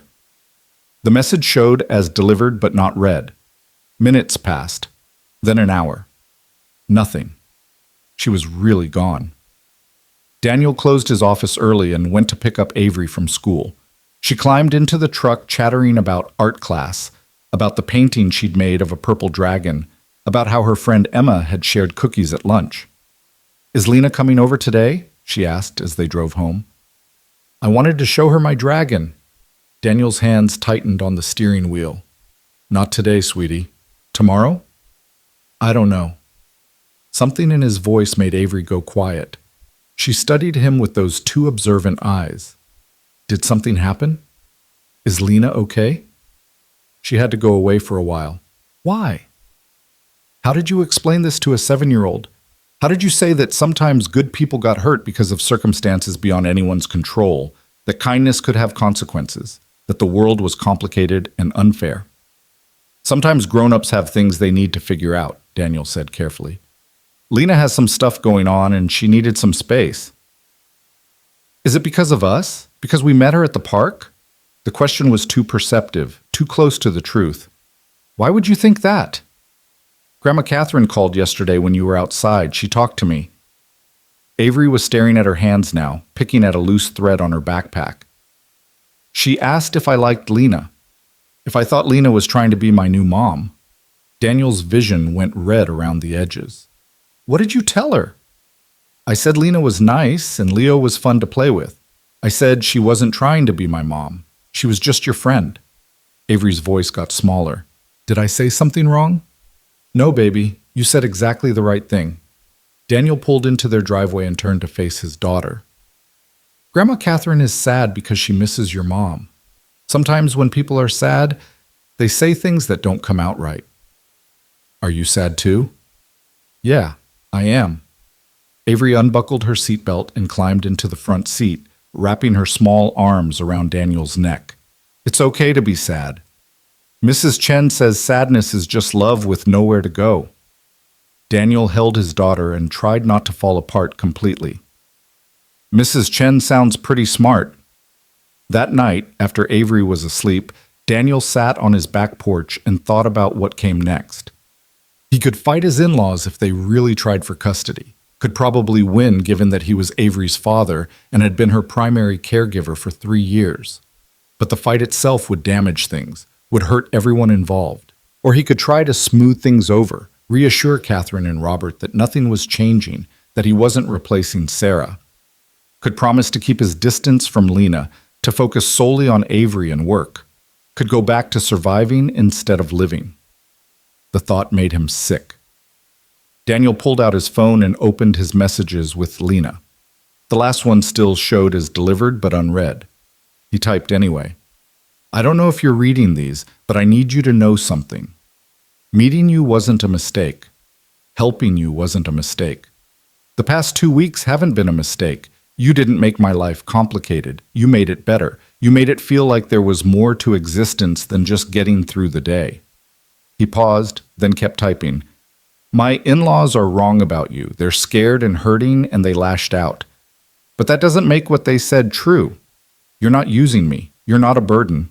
You're someone who's been dealt a terrible hand and is fighting like hell to build something good anyway. That's not weakness. That's strength. Another pause. His thumbs hovered over the screen. I miss you. Avery misses you.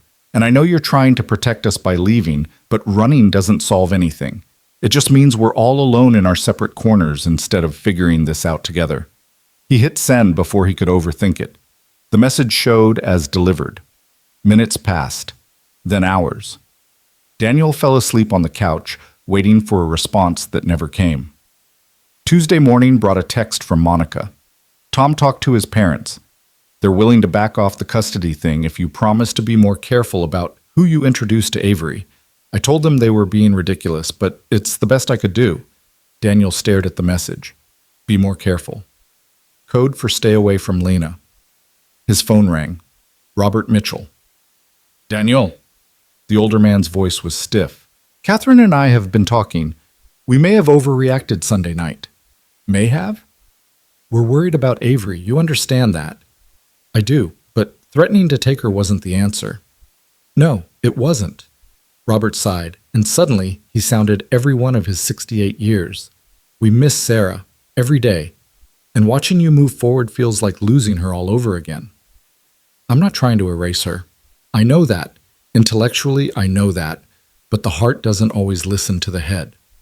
A long pause. If you want to see this Lena person, that's your business. We shouldn't have interfered. But please, be careful with Avery.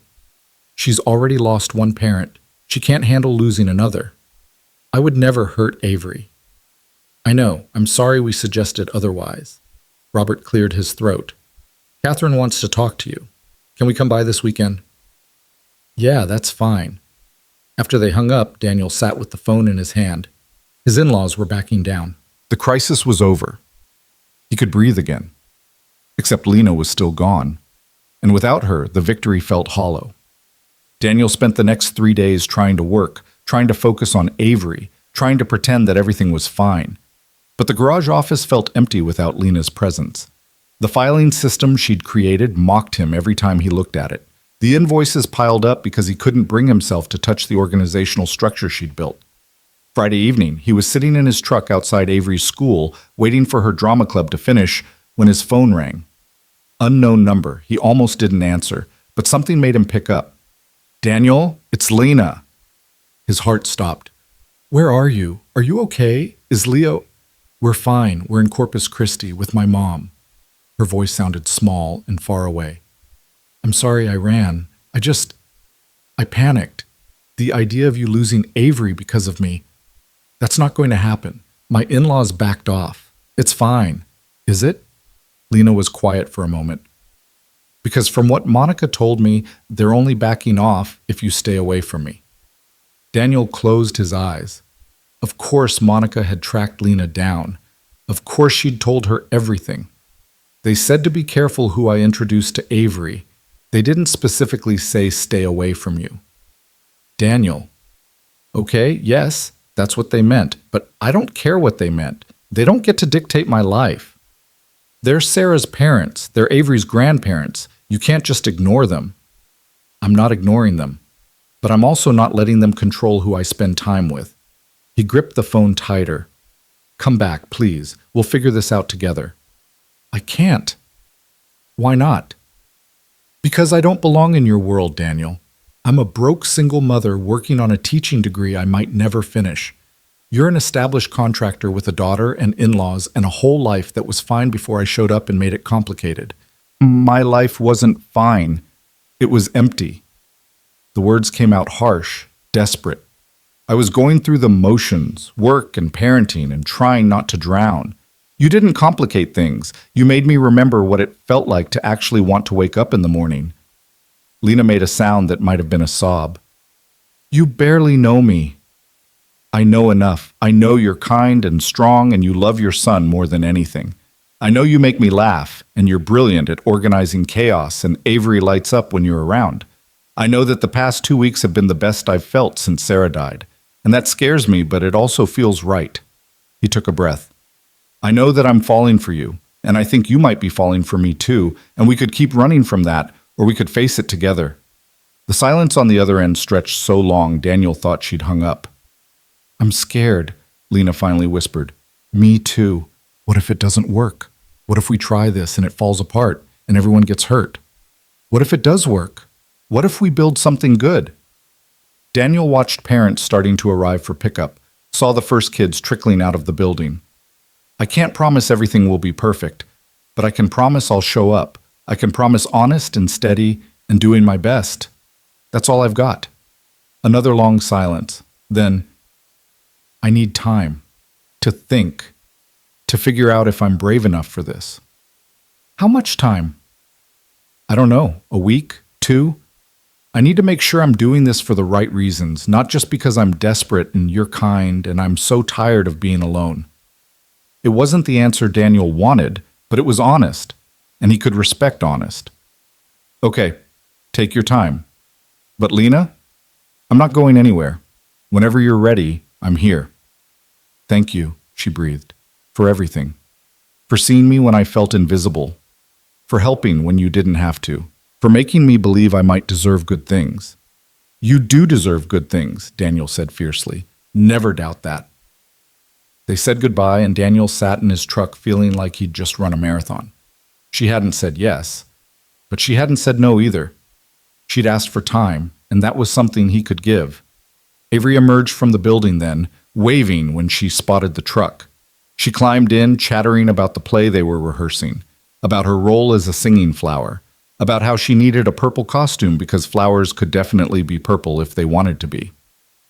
Daniel drove them home, half listening to his daughter's endless stream of conversation, the other half of his mind in Corpus Christi with a woman who'd turned his world sideways in less than 3 weeks.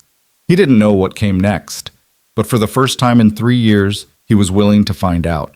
The week that followed felt longer than the entire 3 years since Sarah's death. Daniel went through the motions, work, parenting, the endless small tasks that made up a life. But everything felt muted, like he was watching his existence from behind glass. He hired a temp to handle the administrative work, a retired accountant named Helen, who was efficient and professional and absolutely nothing like Lena. She organized his files and answered his phone calls and never once made him laugh or left toys scattered on the floor or transformed his sterile garage office into something that felt alive. Avery asked about Lena every day for the first 3 days, then seemed to sense that the topic made her father sad and stopped asking. But Daniel caught her looking at the toy truck Leo had left behind, the one that still sat on the shelf where Daniel had placed it like a talisman. Catherine and Robert came over on Saturday as promised. The conversation was stilted and awkward, both of them apologizing in the careful way of people who weren't used to being wrong. They took Avery to the park, and when they brought her back, Catherine hugged Daniel tightly. I'm sorry, she said into his shoulder. I'm sorry we made everything harder. We just miss her so much. I know, Daniel replied. I miss her too. And he did. He missed Sarah every day, in small ways and large. Missed her laugh and her terrible singing and the way she'd always known exactly what to say when he was spiraling. But he'd learned that missing someone and being paralyzed by their absence were different things. That love didn't have to end when life did. He just wished he could make Catherine and Robert understand that moving forward wasn't the same as leaving Sarah behind. Monday came and went with no word from Lena. Tuesday brought a brief text. Still thinking. Hope you and Avery are okay. Daniel responded, We're managing. Take all the time you need. But privately, he was starting to worry that time wasn't going to change anything, that Lena would stay in Corpus Christi with her mother, would find a job there, would build a new life that didn't include him, and he'd go back to his previous existence, safe and stable and crushingly lonely. Wednesday afternoon, Daniel was finishing up a deck repair in Westlake when his phone rang. Monica. Have you heard from her? She asked without preamble. One text, nothing substantial. Daniel wiped sweat from his forehead, squinting in the afternoon sun. Why? Have you? She called me this morning, wanted to know if the volunteer position at the hospital was still available if she came back. Daniel's heart jumped. What did you tell her? That of course it was. And then I asked her what was really going on. Monica paused. She's scared, Daniel, terrified. She told me she's never had anything good that didn't get taken away eventually. Her father left when she was 6. Her mother struggled with addiction. She bounced through foster care. Leo's father abandoned them. The job at the Sterling Oak fell apart. Every time she starts to build something, it crumbles. So she's waiting for this to crumble too, Daniel said quietly. Exactly. She thinks it's inevitable, that she doesn't get happy endings because people like her don't get those. Monica's voice softened. I tried to tell her that wasn't true, that she deserved good things, but I don't think she believed me. Daniel thought about Lena's face that first night, the way she'd looked when he'd offered to buy her dinner, like she was waiting for the catch, the hidden price. The way she'd insisted on paying him back for the rent money, refused charity, held on to her pride like it was the only thing keeping her upright. She'd been abandoned so many times she'd learned to leave first. What do I do? He asked. I don't know. But whatever you do, do it soon, because she's looking at apartments down there. I think she's planning to stay. After they hung up, Daniel stood on the half-finished deck, staring at nothing. He thought about all the things he wanted to say to Lena, all the arguments he could make for why she should come back. But arguments weren't what she needed. She needed proof. She needed someone to show up, not just with words, but with actions. She needed someone to choose her, consistently and without reservation. Daniel pulled out his phone and called Helen. I need to take a few days off, family emergency. Can you reschedule the Martinez job for next week?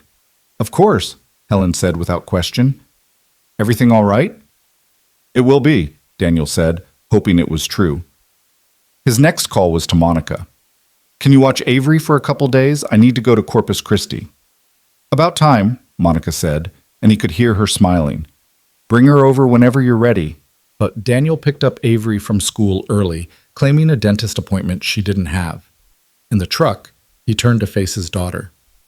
I need to talk to you about something important, he said.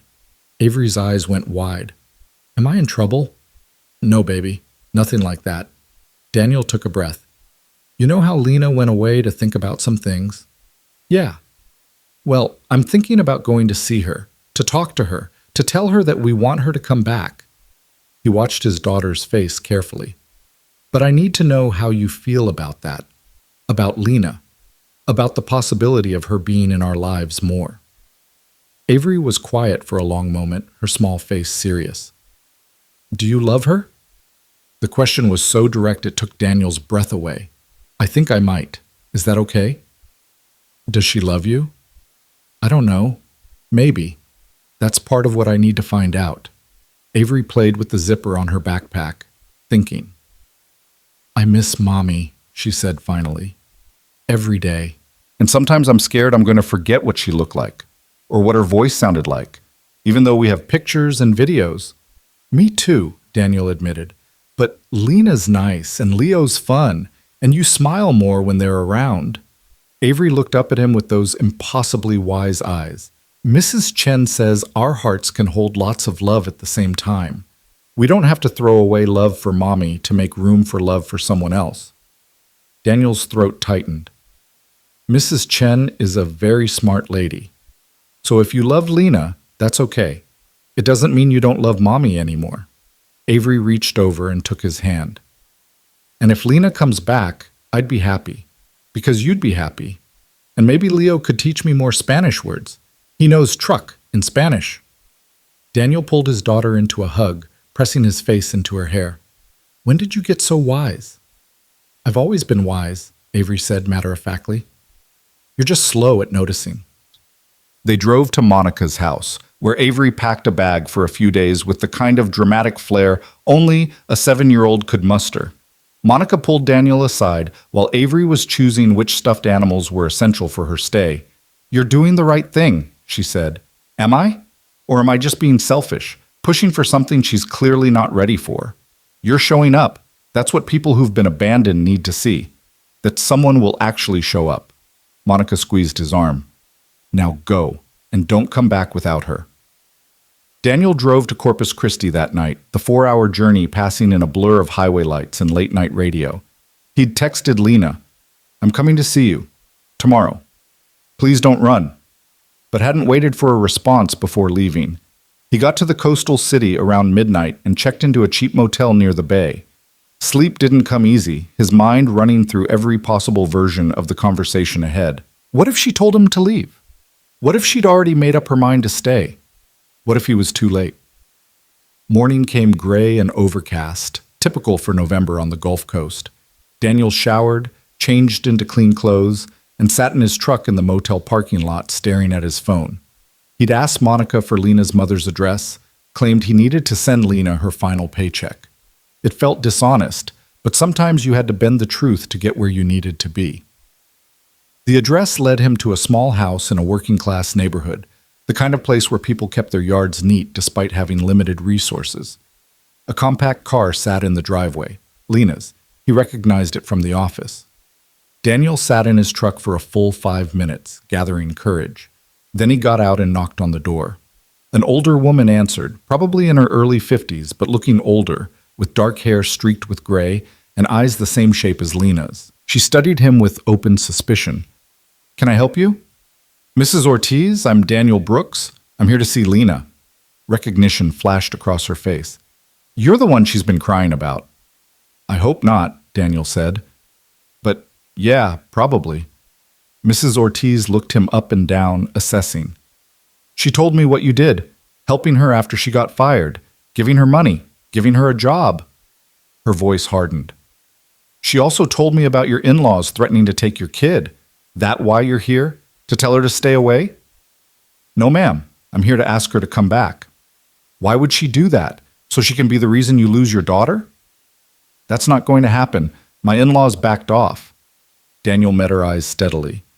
I'm here because I care about your daughter, because she ran before we could figure out what this is between us, because I think she's scared of being happy, and I want to show her she doesn't have to be. Mrs. Ortiz studied him for a long moment. Then she stepped back, opening the door wider. She's in the back with Leo, playing in the yard. She paused. You hurt her? I don't care how nice you seem. I'll come to Austin and make you regret it. Understood, Daniel said. He walked through the small, neat house, past evidence of a life being carefully rebuilt.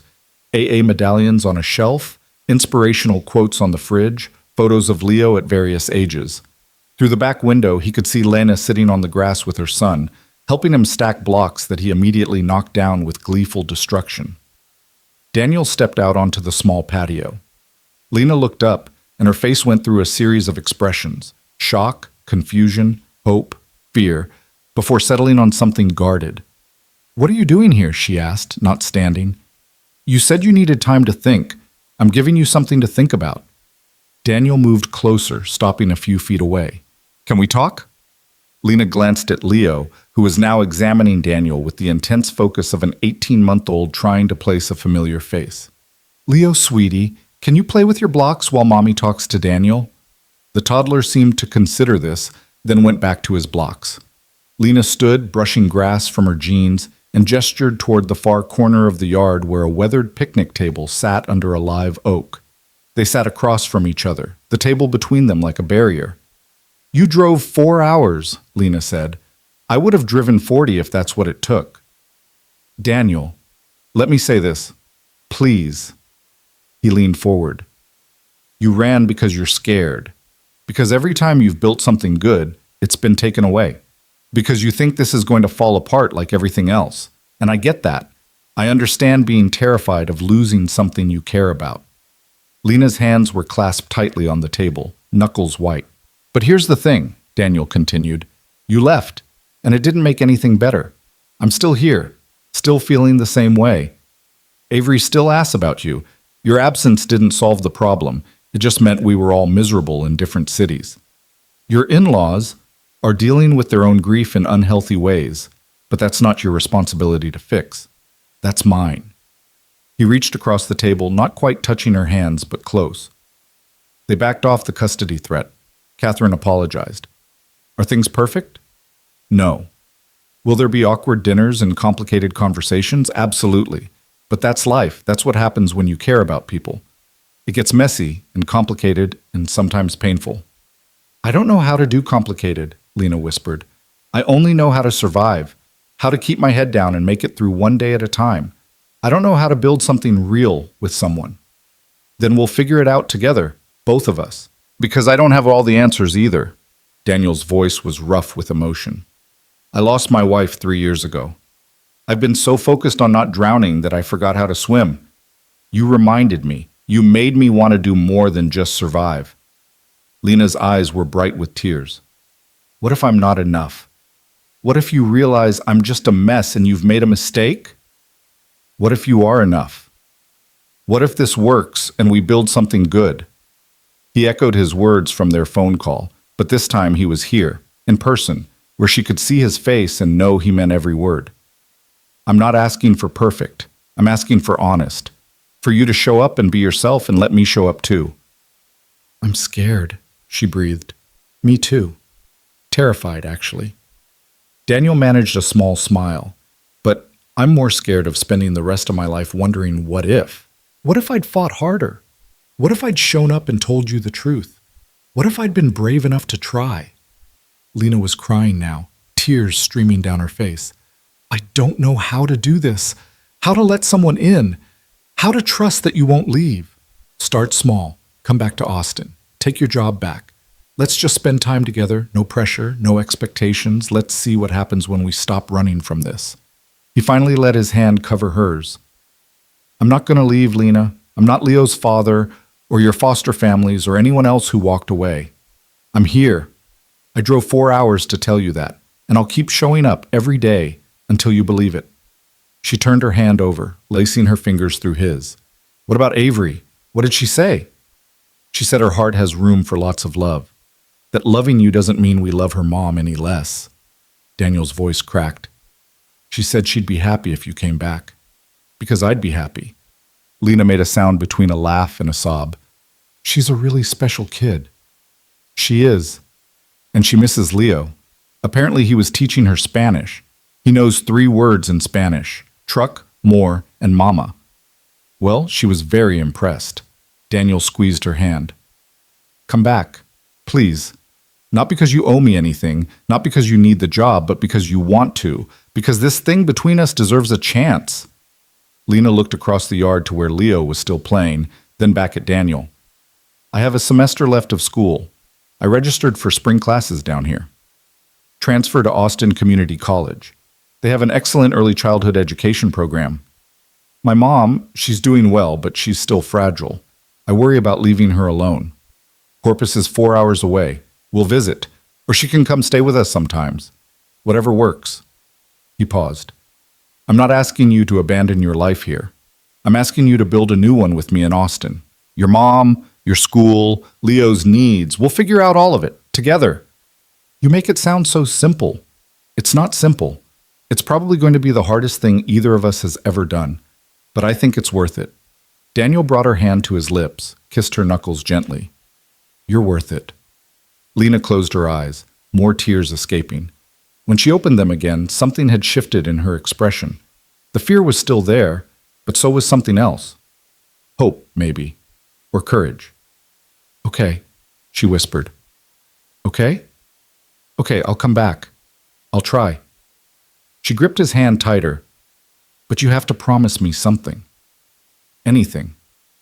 Promise me that if this doesn't work, if we realize we're better as friends or it's too complicated or whatever, promise me we'll be honest about it, that we won't drag it out and make it worse. Her voice shook. I can't handle another drawn-out ending. I need clean and honest, even if it hurts. I promise, Daniel said solemnly. Complete honesty, even when it's hard, especially when it's hard. They sat there for a long moment, hands joined across the weathered picnic table, the November wind carrying the salt smell of the Gulf. Leo had abandoned his blocks and was toddling over, making grabby hands at Daniel. Truck man, he announced. Daniel laughed, scooping the toddler into his lap. Yeah, buddy, truck man came back. Leo seemed satisfied with this explanation and settled against Daniel's chest, sticking his thumb in his mouth. He missed you too, Lena said softly. Kept asking where you were. I didn't know how to explain that I'd run away from something good because I was too scared to believe it was real. You can explain when he's older. Right now, he just needs to know we're here. Daniel adjusted Leo in his arms. When can you come back? I need a few days to pack, to talk to my mom, to withdraw from classes here. Lena wiped her eyes. End of the week? Saturday? I'll drive back Friday night. Help you pack. We can drive back together Saturday. You don't have to. I want to. I'm not letting you make that drive alone with all your stuff and a toddler. He smiled. Besides, this way I get a few extra hours with you. Lena's answering smile was tremulous but genuine. Okay, Friday night. Mrs. Ortiz appeared in the doorway then, arms crossed. Everything okay out here? Yeah, Mama. Lena stood, went to her mother. I'm going back to Austin, with Daniel. Her mother's expression was complicated, worry and hope and residual suspicion all mixed together. You sure about this, mija? No, but I'm going to try anyway. Lena hugged her mother tightly. You taught me that scared and brave aren't opposites, that sometimes the bravest thing is doing something even when you're terrified. Mrs. Ortiz looked at Daniel over her daughter's shoulder, her expression fierce. You take care of them. Both of them. Or you answer to me. Yes, ma'am, Daniel said, meaning it absolutely. He stayed for lunch, a simple meal of sandwiches and fruit that felt momentous, because he was sitting at a table with Lena and her mother and Leo, being integrated into the small family unit they'd created. Mrs. Ortiz grilled him with questions about his business, about Avery, about his intentions, and Daniel answered honestly, holding nothing back. By the time he left that afternoon, Mrs. Ortiz had softened slightly, though she still watched him with the protective wariness of a mother who'd seen her daughter hurt too many times. Daniel drove back to Austin with his heart lighter than it had been in days. He called Monica from the road. She's coming back, he said when she answered. I knew it, Monica was practically shouting. I knew you could convince her. When? Saturday. I'm going back Friday to help her pack. He paused. Monica? Thank you. For everything. For setting up the date, for tracking her down, for believing this could work. That's what family does, Monica said simply. We show up. Now get home and tell Avery the good news. Avery's reaction was exactly what Daniel expected. She shrieked with joy, jumped on the couch despite house rules, and immediately started planning what she wanted to show Leo when he came back. She insisted on making a welcome home banner that was more glitter than paper. The rest of the week crawled by. Daniel worked through his jobs with renewed energy, getting everything finished or delegated so he could take the weekend off guilt-free. He cleaned the house, bought groceries, and tried not to think too hard about what came next. Friday evening, he drove back to Corpus Christi, arriving at Mrs. Ortiz's house just as the sun was setting. Lena met him at the door, and the hug she pulled him into was tight and desperate and full of unspoken promises. They spent the evening packing her sparse belongings, clothes that fit in 3 suitcases, Leo's toys and books, a few kitchen items, photographs. Everything she owned in the world fit in the back of her car and Daniel's truck. Travel light, Lena said when she saw Daniel's expression. It's easier to run when you don't have much to carry. You're not running anymore, Daniel said firmly. And if you need stuff, we'll get you stuff. Furniture, kitchen things, whatever. You're building a life, not preparing for the next escape. Saturday morning, Mrs. Ortiz cried when they left, hugging Lena so tight Daniel worried she might not let go. But finally they were on the road, Lena's car following Daniel's truck, Leo secured in his car seat with a new toy Daniel had brought.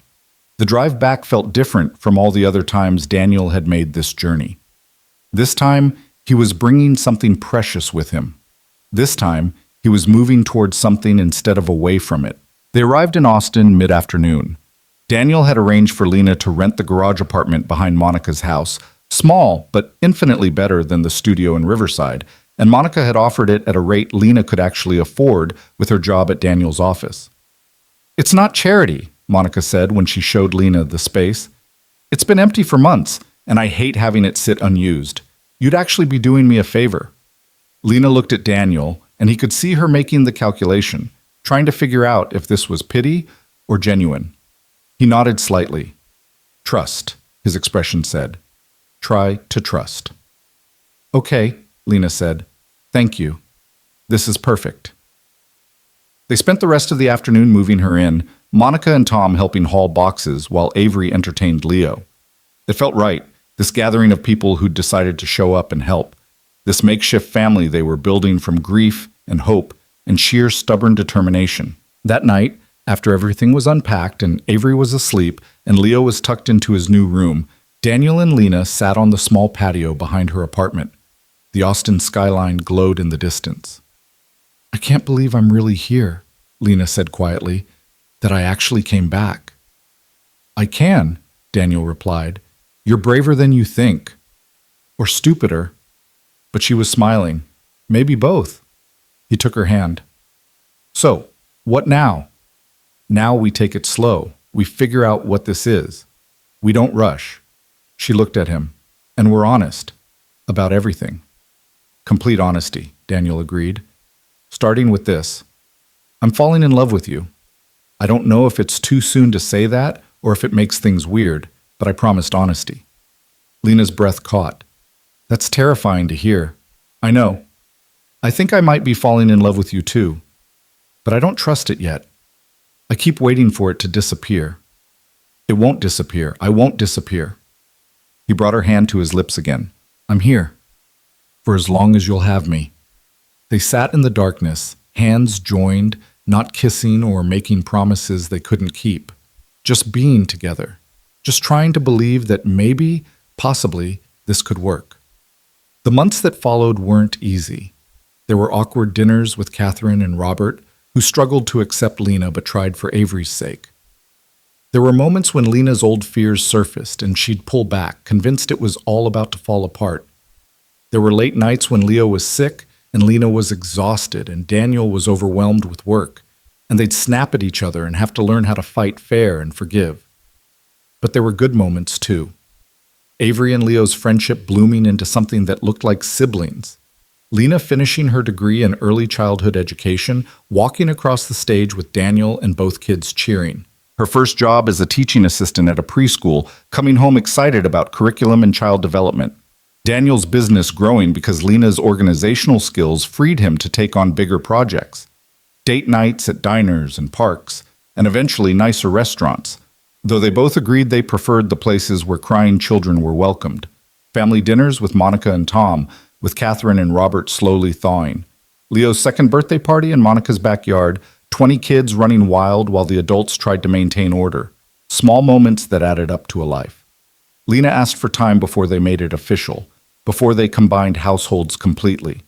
She needed to stand on her own first, to know she could make it independently before choosing to build something together. Daniel gave her that time, patient in a way he'd never been before. 8 months after she came back to Austin, Lena showed up at Daniel's house one evening after the kids were asleep. She stood on his porch, determination written across her face. "I'm ready," she said. "Ready for what?" "Ready to stop being scared. Ready to choose this. Choose us." She stepped closer. "I love you, Daniel Brooks. I love your daughter, and your patience, and the way you showed up when no one else did. I love that you never made me feel like a charity case or a burden.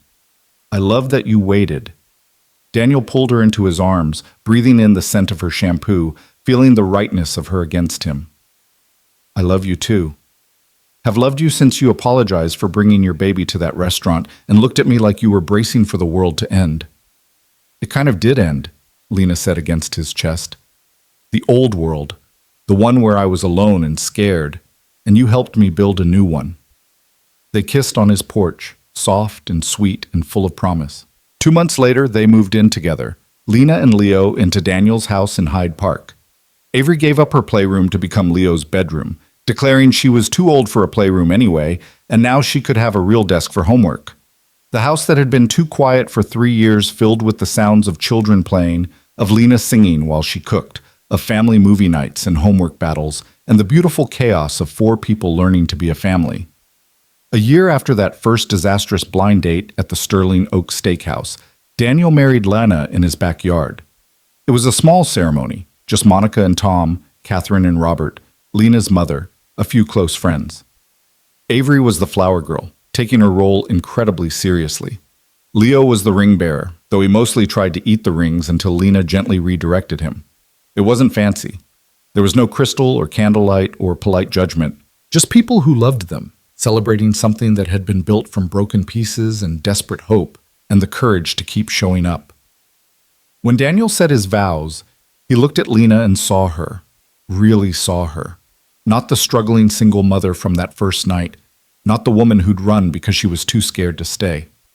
He saw his partner, his equal, the person who'd taught him that moving forward wasn't betraying the past. I promise, he said, his voice steady and sure, to show up every day, in the good times and the hard times, when you're strong and when you're scared. I promise honesty and patience and choosing you over and over again. Lena's vows were simpler. I promise to be brave, to trust that this is real, to build a life with you where no one ever has to apologize for showing up with a child in their arms.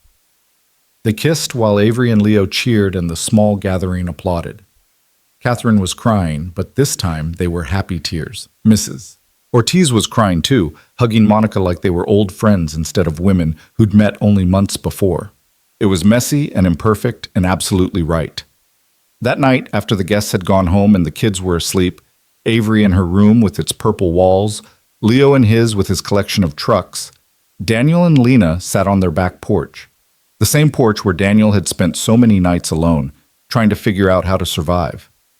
We did it, Lena said softly. We actually did it. Built a family, Daniel agreed. The messy, complicated, beautiful kind. The kind where no one gets left behind, Lena added. Where showing up is enough. They sat in comfortable silence, hands joined, watching the stars appear over Austin. Inside, their children slept safe and loved. Around them, a whole network of people who'd chosen to show up, to help carry the weight, to prove that family wasn't just about blood or legality or fitting into someone else's definition. It was about choosing each other, every day, even when it was hard, especially when it was hard. The night that had started with an apology in a fancy restaurant had led them here, to this porch, this life, this family. And neither of them would change a single moment of the journey because every difficult step had brought them exactly where they needed to be. Together. Finally, fully, completely together. And that was enough. More than enough. It was everything.